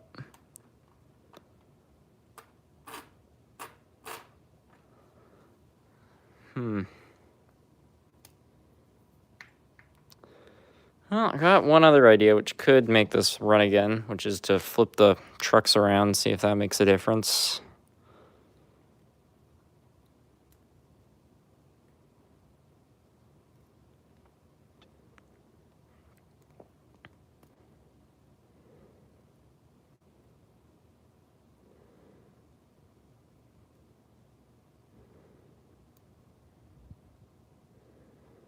No idea how I'm going to wind this around there.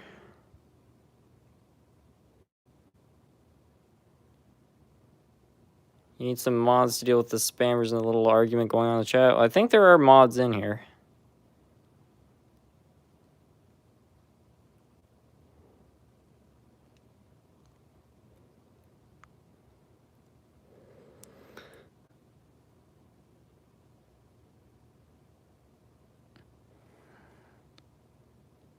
Okay, let's see if that fixed it.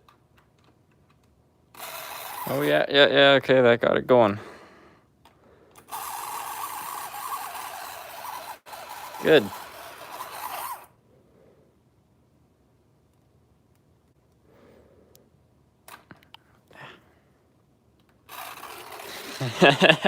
Here we go again. This is bringing back memories. Yeah, as I remember, this is not a very stable piece of equipment.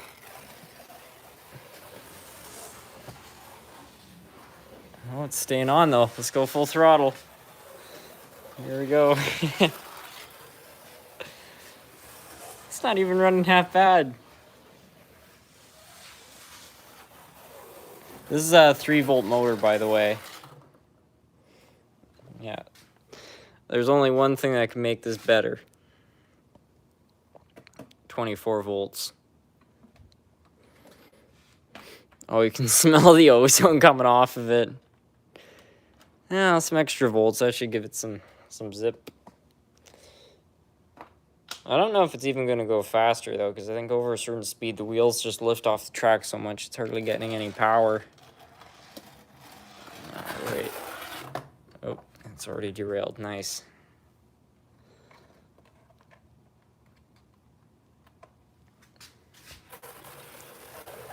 Yeah, I don't know if that's faster or not.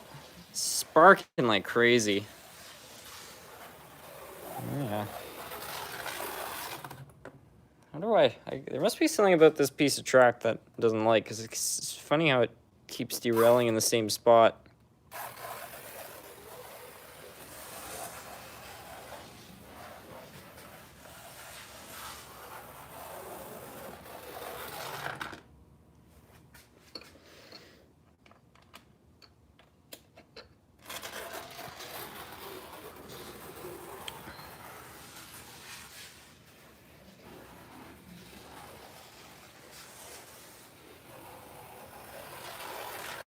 I think it runs better this way.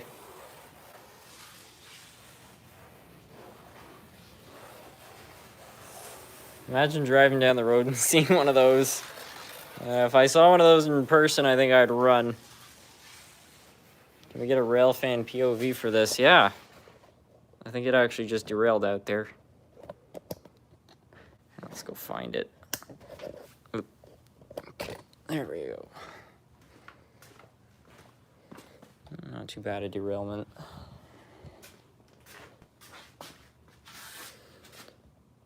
Yeah, those wheels are already toasted from all the arcing.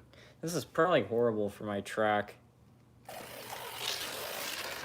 And yet I wonder why my trains always run like crap when I put them on the layout.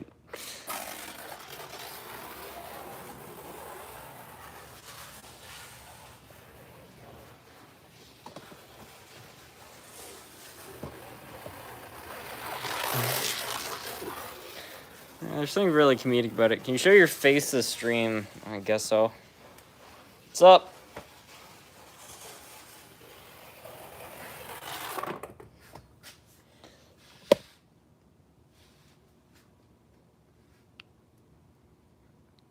Did your layout start as half the size? Yeah, it started with just this table. So it was less than half the size. Well, I think this thing has had a solid rip, so I guess I'll throw it back in the bin, but I gotta say, I'm impressed. It didn't even work too bad. Holy shoot, that thing is fast. Yeah. I was just going through parts, and I was just like, oh, I forgot about that.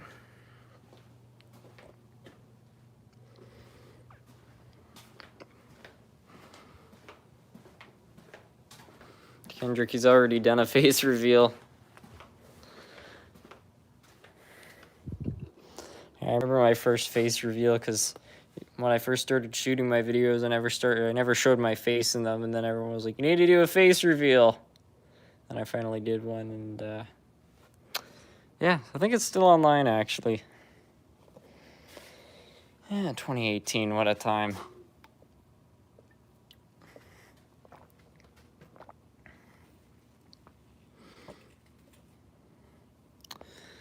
Tyler Miller, I missed your live stream.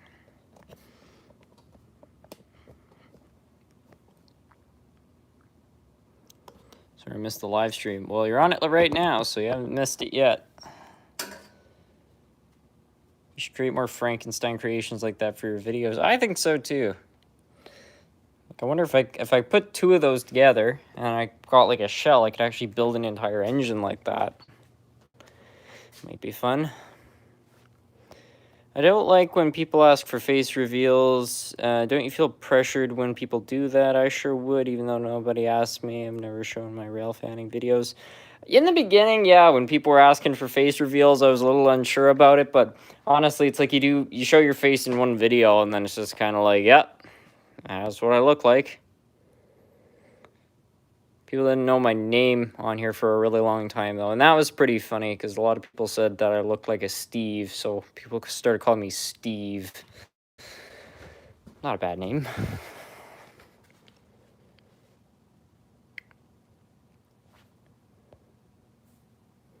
Give it a rest. Yeah, I don't know what people are fighting about in the comments here, but if they're breaking the rules, to any moderators in here, you have my blessing to kick them out if necessary. Don't want to kick people out unless it's necessary, though. Minecraft Steve, yes, exactly. I'm the 171st person to hit that like button. Thank you. We're on the Canadian you painted. I mean, why not?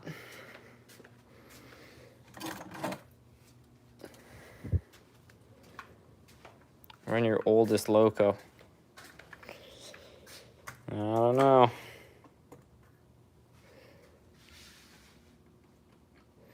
I'm the 172nd one. Everyone's just smashing that like button.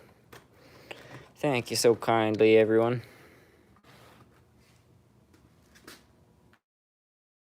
Since 2019, I really cannot wait. So hopefully that will all go well. It's going to be kind of complicated getting there, but whatever.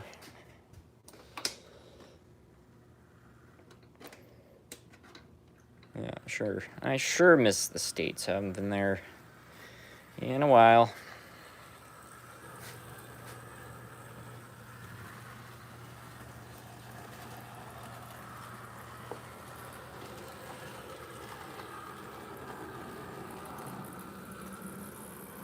Been a while since I've seen this run. I think it's maybe due for some maintenance. I don't know. Something just seems a bit off. I finally figured out how to use the like button.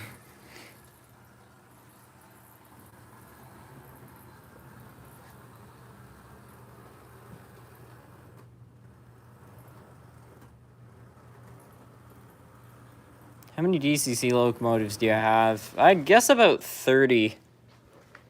I don't know. Definitely, I don't know. I could try to count them all up, probably. Let's have a look. So this is DCC, so that's 1, 2, 3, 4.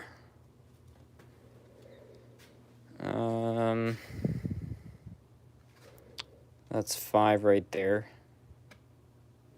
The one back there, 6. That's 6 so far. I might be missing some. Like, that's one. No, actually, that one's not.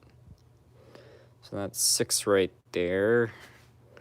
That's 7, 8, 9. 10, 11. 12.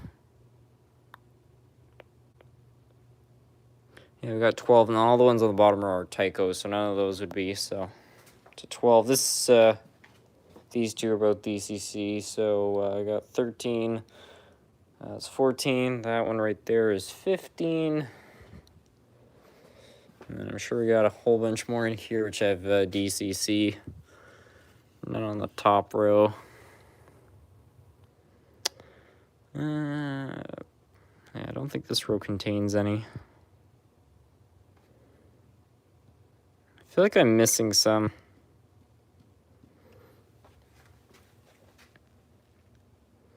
I definitely have more than 10, and I know that because I filled out a DCC card on my Bachmann controller, and I've got a fair amount more ever since then. Yeah, as a matter of fact, there's a main central engine. I don't know where that one went, but that was also DCC. So what are we up to? I think we're up to 14 or 15. So 14, 15, 16, 17, 18, 19, 20, 21. I don't think any of these ones on the bottom are. So that's 22 right there.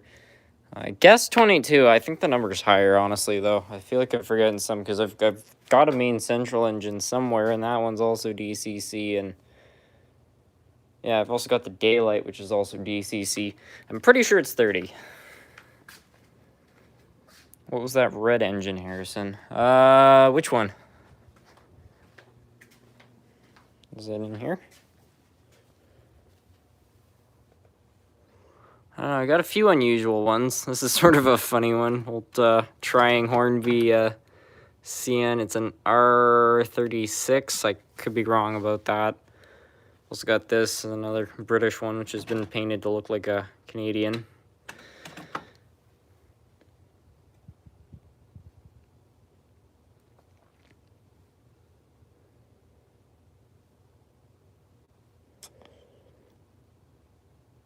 Missed a super chat, really? Uh-oh. Let's have a look. Question, what's your least favorite loco that you own? That's a good question. I don't know. I don't think there's... I'm not... I don't know. I got this one engine, actually. I'm not a super big fan of. I think I'm probably going to end up selling it. Where the heck did I put it?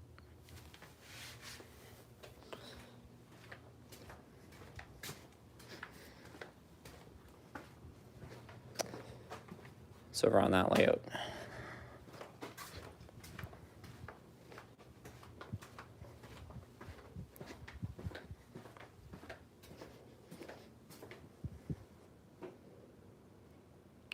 I don't know. I got this one engine. It's the same body design as this one, but it's a different type of locomotive.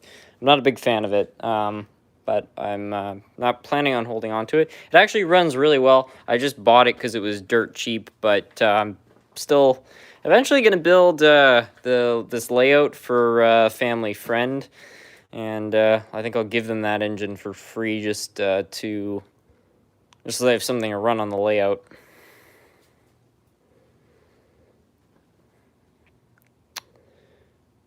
The one sitting next to the passenger cars on your layout.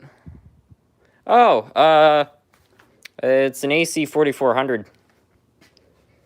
I've had this is an Atherton round. Yeah, it's an Atherton roundhouse, I think. I don't know. I got this as a kid in 2009 or so, maybe 2010. I think it was Christmas 2009. Anyway, this engine. It's been pretty good, but it's had some problems, and I ran it a lot when I was younger, and It shows its age pretty bad. A lot of the handrails are all messed up on it. It's not a great looking engine anymore, but a lot of good memories. It's just like the P42 as well. So take great care of these, but they all run. What's your favorite locomotive? Hiawatha. Hey SMT, what's your opinion on what's better for HO scale, DC or DCC? It's really a matter of preference. I'm personally more of a fan of DC just because I find it simpler. You just throw trains on. I just want to run them around the layout. But I have a DCC system on this layout as well because DCC does have its benefits. And, you know, for realistic operation, I think DCC is undoubtedly better. It's just you have way more control over the sounds the engine makes, the lighting options. You can, you know, run trains in different directions without blocks. You can attach multiple engines together and speed match them. For a club layout, trying to run a club with like 30 people on DC, I can't even imagine it. Back in the day, it must have been really tricky. So, yeah, again, matter of preference, but I do see the benefits of DCC. Are you pursuing a higher education? No, not at the moment. I don't know. Thinking about maybe aiming to become a small engines mechanic. I like working on those. Maybe an outboard mechanic. I don't know. DCC makes the trains run better, much better slow speed. You can run a DC locomotive 0-0. Yeah, I don't know about that entirely because like you can make a DC engine run really well just as long as everything is cleaned properly. I actually find DCC engines tend to be more sensitive because the decoders can be picky about power. Like some DCC engines won't run well if your track is dirty and stuff, versus DC engines, as long as they're getting enough power, it doesn't really affect them. You graduated? Well, I graduated high school, yeah.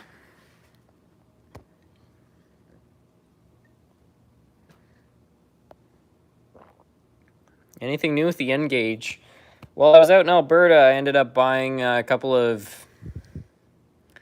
I bought 2 or 3 new N-scale engines, which all looked pretty unique. Yeah, I bought 3 of them. They were all going for $10 each. I don't think they run, but I don't know. We'll mess around with those at some point. Can I mail you something? Sure. Actually, I have a bunch of N-scale engines to work on.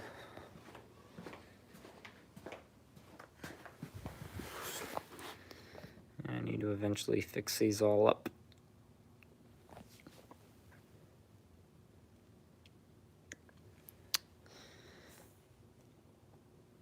You're on the big boy. Yeah, I don't know. We've run that one quite a bit today. If you guys want to see anything other than the big boy, though, we can run it.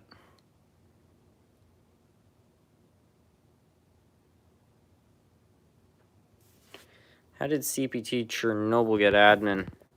Well, I don't know if they're admin on the stream. They were admin on my server, but I actually know them in real life, so that's it. But yeah, I've heard some stuff about that. From the British engine. I mean, why not?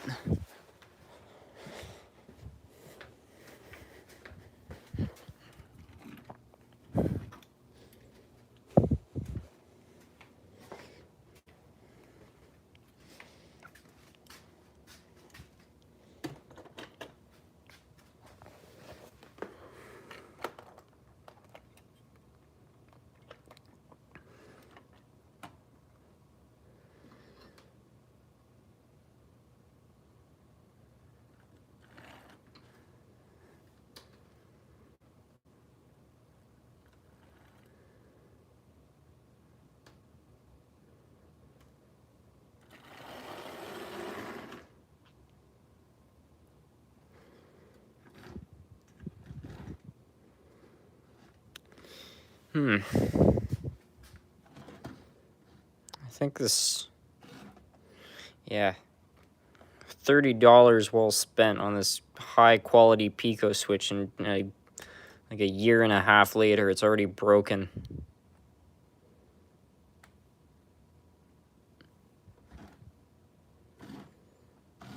Look at this nonsense.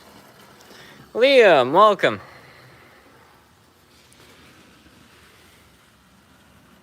How was BC? BC was pretty epic. I was hoping I get to see some train stuff while I was out there. I did see a lot of trains, but wasn't able to go to any museums because time was, as always, sort of the essence. Did get to a walk between two mountain peaks, though. Or not walk, but zip line across them. They set up some ropes between them. It was pretty wild. 400-foot drop. So, yeah, good times. The Flying Canuck, yeah.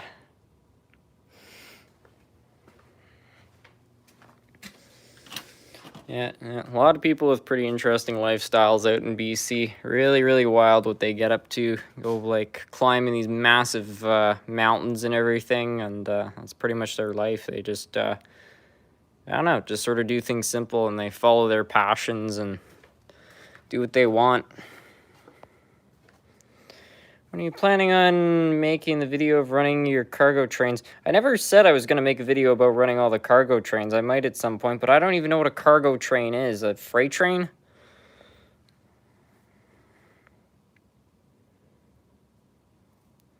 Uh, 22 DCC, Acella's DCC.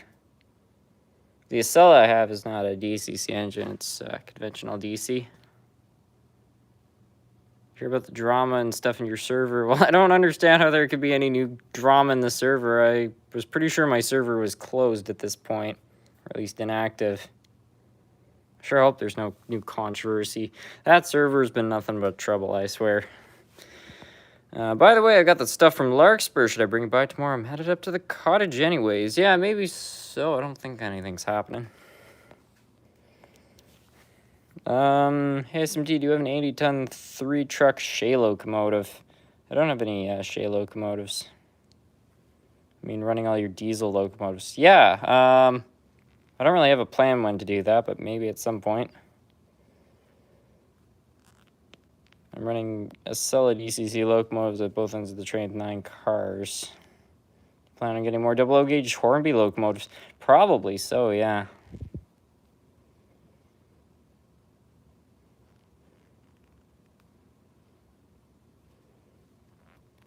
Run the Kato BNSF, yeah. What is the locomotive that you haven't run in a long time period and you still think it runs? Good question. We'll go on a hunt for one. Eventually I better finish off this live stream too. It's nearly 12 o'clock, but luckily the family's all out, so I can run this thing as late as I like. No problems. I don't know if I factored this one in, but this is a DCC engine. I feel like I forgot it. Do you know that Hornby is a $50 locomotive on Amazon? Yeah, the Smoky Joe. It might be 50 euros, though. I'm not 100% sure. Plus, I think there's shipping. I did the calculations. I think it would be 70 Canadian dollars. Which is not the most expensive locomotive out there, but keep in mind that other engine I bought from Walters was also basically 50 American dollars, I'm pretty sure. It might have been slightly higher. But definitely a much better value for your money. Can you make your layout go to war? The civilians are going to decide that their village isn't good enough and get into a fight about it? I mean, the people of Dunderville may have a reason to be upset. They've got railroads going through just about every part of town, but you don't like it, move away.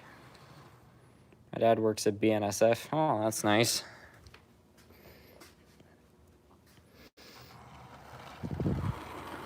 I don't know what is going on with this switch. I can't believe it's already having problems.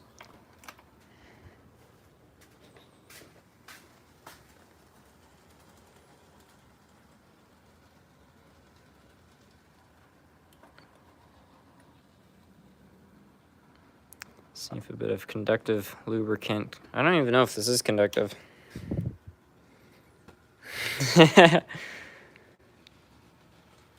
Yeah, I'm not seeing anywhere on the bottle it says it's conductive. Great. So now I've just thrown non-conductive lubricant in, the switchers is already unconductive. Great going. Yeah, it clearly did not fix the problem. What if I stuck some wires under there if it would fix it? I think I should write a letter to Pico and be like, why does my $30 switch not work? Last time I went through Denverville, Scranton last weekend on the way to New York. Scranton, the Electric City. That's a place I miss.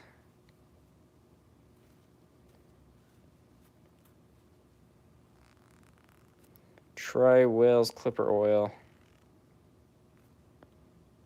Non-conductive. Yeah, well, it's too late. I've already put that in there, so I don't know if I should try to flush that out with some alcohol or something. You're looking into doing some Arduino projects on the layout. I tried an Arduino. I had a tech buddy who was really into that kind of stuff. Honestly, it's never really been my idea. I mean, I'm sure you can achieve some pretty cool things with an Arduino, but it's too complicated. Computers are a nightmare to work with.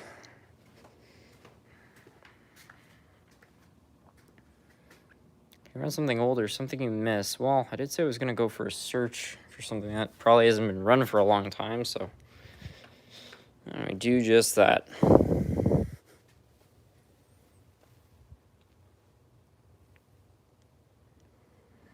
Yeah, the good news is I feel like a lot of this stuff actually does run fairly often just because of these live streams, because people request all sorts of different things.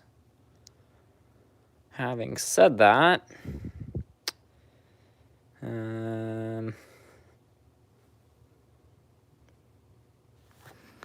yeah, I'm pretty sure this has not been run in a while. I don't even know if it does go.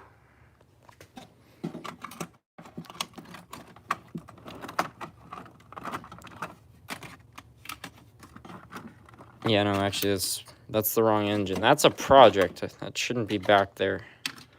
I'm thinking of this engine right here. Bought this at, I think the place is called Arnie's Trains. I don't know. It was in LA years ago. And this was going for $8, so I was like, yeah, I'll buy that. Great, and it doesn't even work. Let's have a look. I don't know what kind of tomfoolery has gone on in this, but it looks like parts are gone. I don't see the screws. Yeah, the screw and... yeah, it's all gone. Next one. Well, that probably shouldn't be up there on the shelf, actually, then. Have to get that going again. I don't remember stealing parts off of this, but they're gone. I'd buy that for $1. It's too nostalgic. I'm gonna throw some parts in it. I'll get it kicking again. Those lifelikes are not hard to find parts for. Alright, so back on the search for stuff that hasn't run for a while. I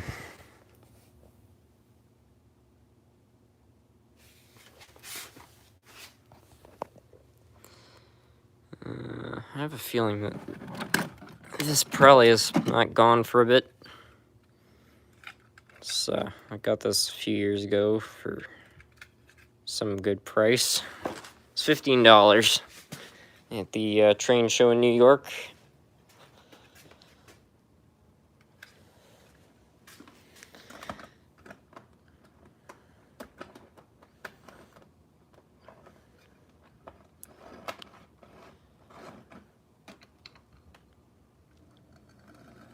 Yeah, it runs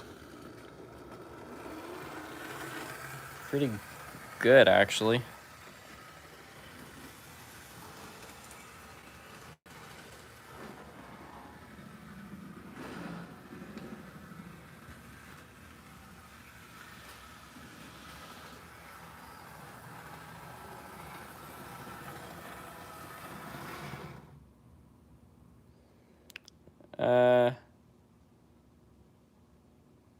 That's empty. The reason I keep asking you to run your locomotive videos is because I've seen you run out your steam engine.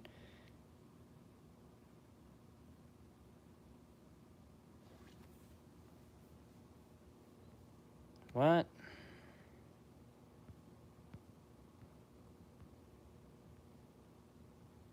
Do you own an HO scale locomotive Mongolia Heritage? I don't think so.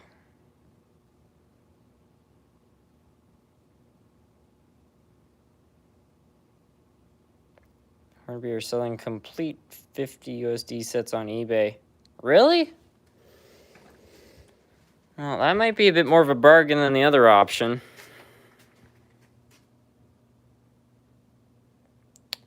Can you run that large CN locomotive?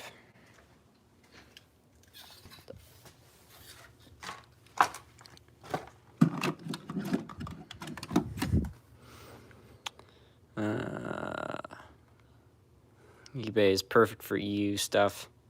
Yeah, except everything on eBay costs like $1 million to ship. I don't know what is going on with that website. Alright, so back on the hunt for engines which haven't run for a while. Of course, we could try to run that other big steamer from Messina. I don't know if I trust it to start.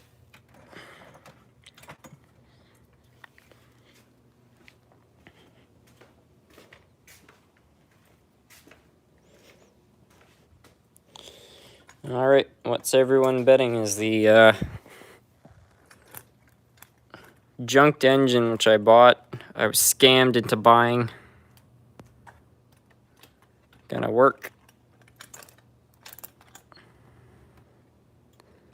Well, I wasn't scammed into buying this, but when I bought this, oh, it doesn't even have the wires for the tender. Nice.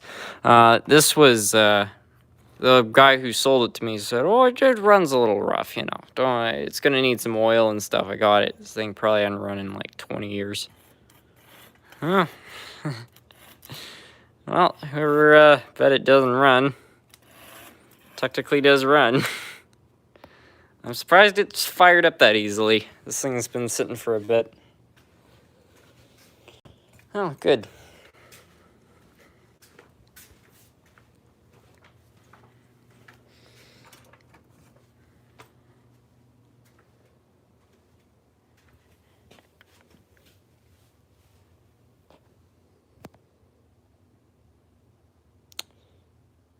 What I meant to say is the reason I keep asking you to run all your diesel locomotives is because I've seen you run all your steam locomotives. That's why I keep asking you to run all of them. Okay, I just didn't understand what cargo train meant, though, because, like, I don't know what a cargo train is. You got a super chat. Another one? Liam McColgan. Liam, why are you donating money to the live stream? I actually owe Liam $30 because apparently he picked up some cheap engines at Larkspur, which you might drop by pretty soon. So we got that coming by.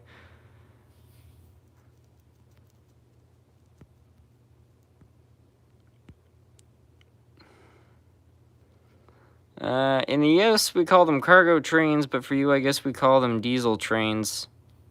They definitely call them diesel trains in the States, too. I've never heard any American call a freight train a cargo train. I mean, I guess you could. It's same word, I suppose.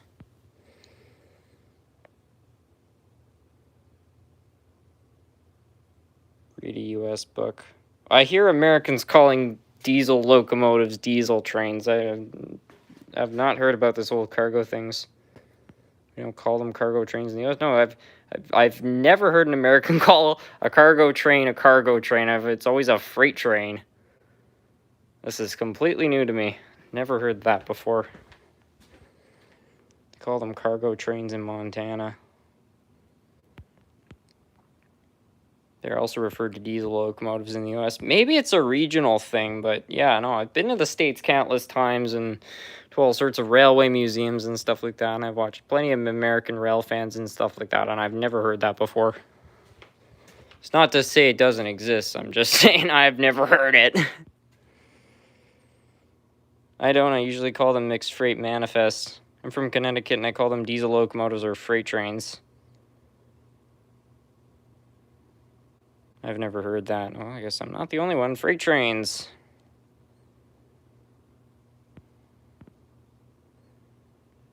Intermodals. Yeah, for intermodals, I've heard that one. Manifest. Yep.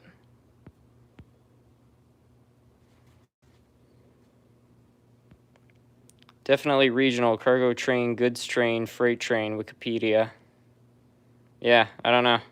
Again, like, it makes sense. It's a totally fair word for that, but it's just not... Like an intermodal, yeah. Manifest, yeah. Heard those terms before. I've never heard people call them a cargo train, though. We call them diesel trains, just the locomotives themselves. If an entire consists, then it's referred to as a freight train or a cargo train.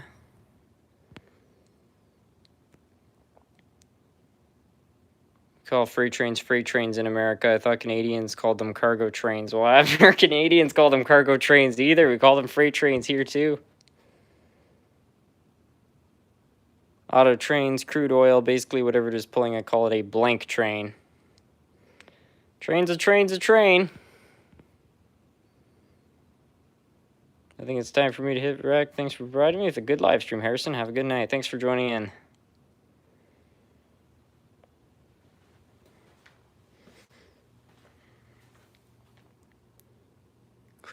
Clearly, we've all been bamboozled. Apparently so.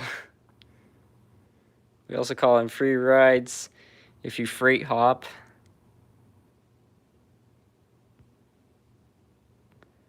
SMT, how come in some of your videos when you fix trains, you don't hook up freight cars through them all the time? It really just depends on the video, but yeah, sometimes, I don't know. Sometimes it's just like, well, I better hook up some freight. Other times there's no coupler, so I can't. Sometimes the engine is really weak and might end up burning out the motor if I haul cars. It's really random. Have you ever heard of the Hinton train disaster? The Hinton train disaster, I think, was where a Via train ended up crashing into a freight train in the 1980s. Have you ever been rail fanning outside Canada? Yeah, I have before in Maine.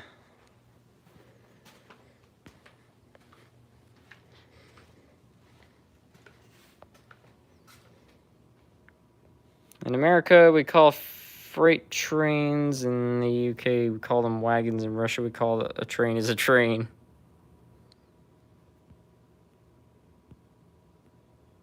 Run the LNN loco. Yeah, that hasn't run for a while.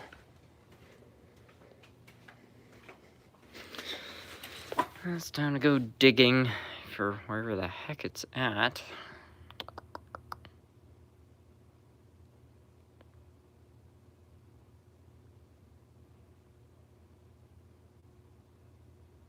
I don't think it's on that level. There's the runaway train.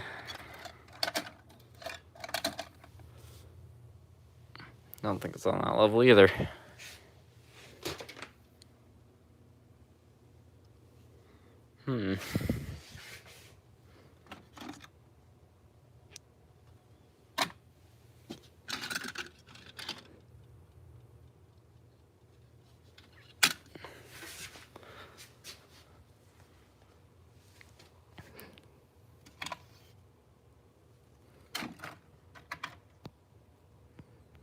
Dirty Dan broke his laptop. Bad stuff.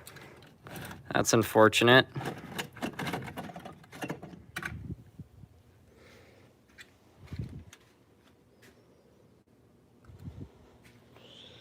So what do all you think? Is this thing gonna start?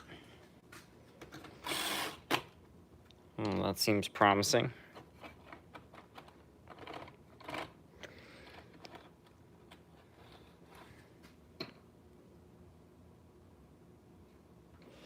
What are you gonna do with the unpainted F40? Haven't decided yet. I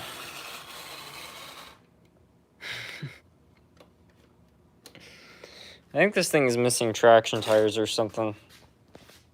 I believe. Let's go. Yeah. I don't get what's going on with this engine. It's like it's here for a moment and then it's gone.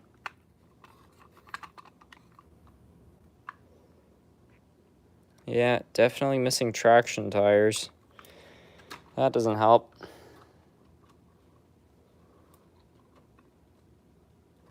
SMT, when are you going to make your own layout bigger? I can't really expand the layout much more than I already have, just because it's not my house. So I can't just go around taking over the basement and be all truthful. I didn't really ask too much about building that right there. So building another layout, it would just be asking for trouble. Not a wise move on my part. But that's the way she goes. Have some tea. Do you buy modern locomotives or just all older stuff? I will buy modern stuff once in a while.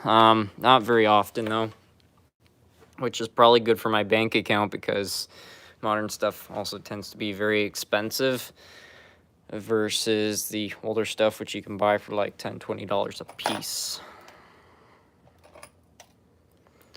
Have you ever been able to see Big Boy before? I haven't seen 4014, but I have seen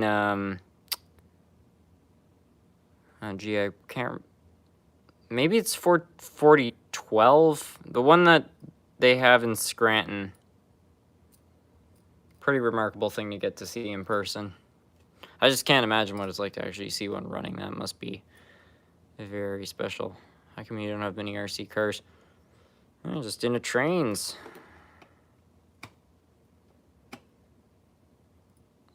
It is 4012. Ha! That's what I thought. SMG, you know the Flying Scotsman? Yeah.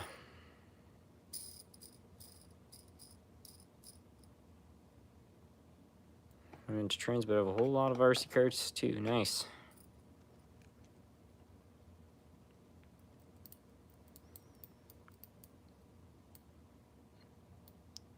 With DCC, you can control them with a Wi-Fi extension. Nice.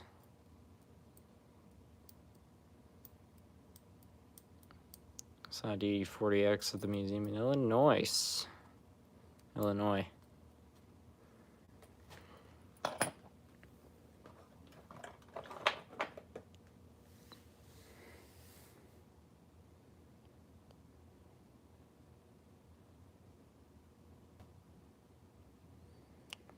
heart of every HO scale engine.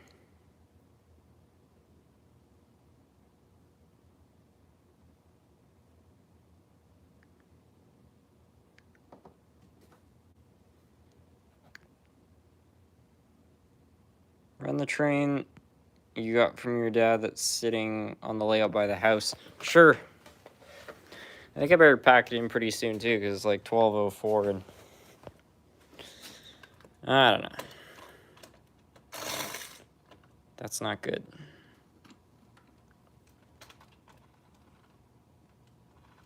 Damn, dude, you sound so tired. Sounds accurate. Should have had a Monster energy drink before starting the stream. Come on, little lifelike. Oh.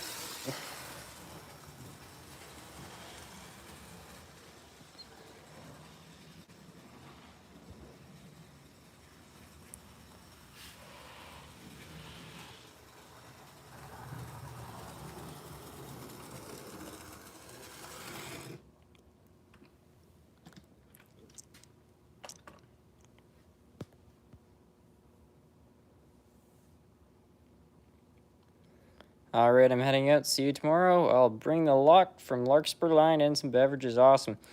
I can tell that train hasn't run in a while. I was actually running probably 2 months ago. Not that bad. It's just got a really crappy motor in it. It's a 3-volt 3-pole, which I snagged off a RC boat, which wasn't working anymore. So yeah. Does your little town have a cult yet? I don't know what the locals get up to here. It's almost not worth thinking about. Anyway, I think I'll probably pack in the live stream at this point. I'd like to thank every single one of you for joining in this night. I really appreciate it. It's been fun chatting with all of you. It's been fun running some trains. And I hope you had a good time too.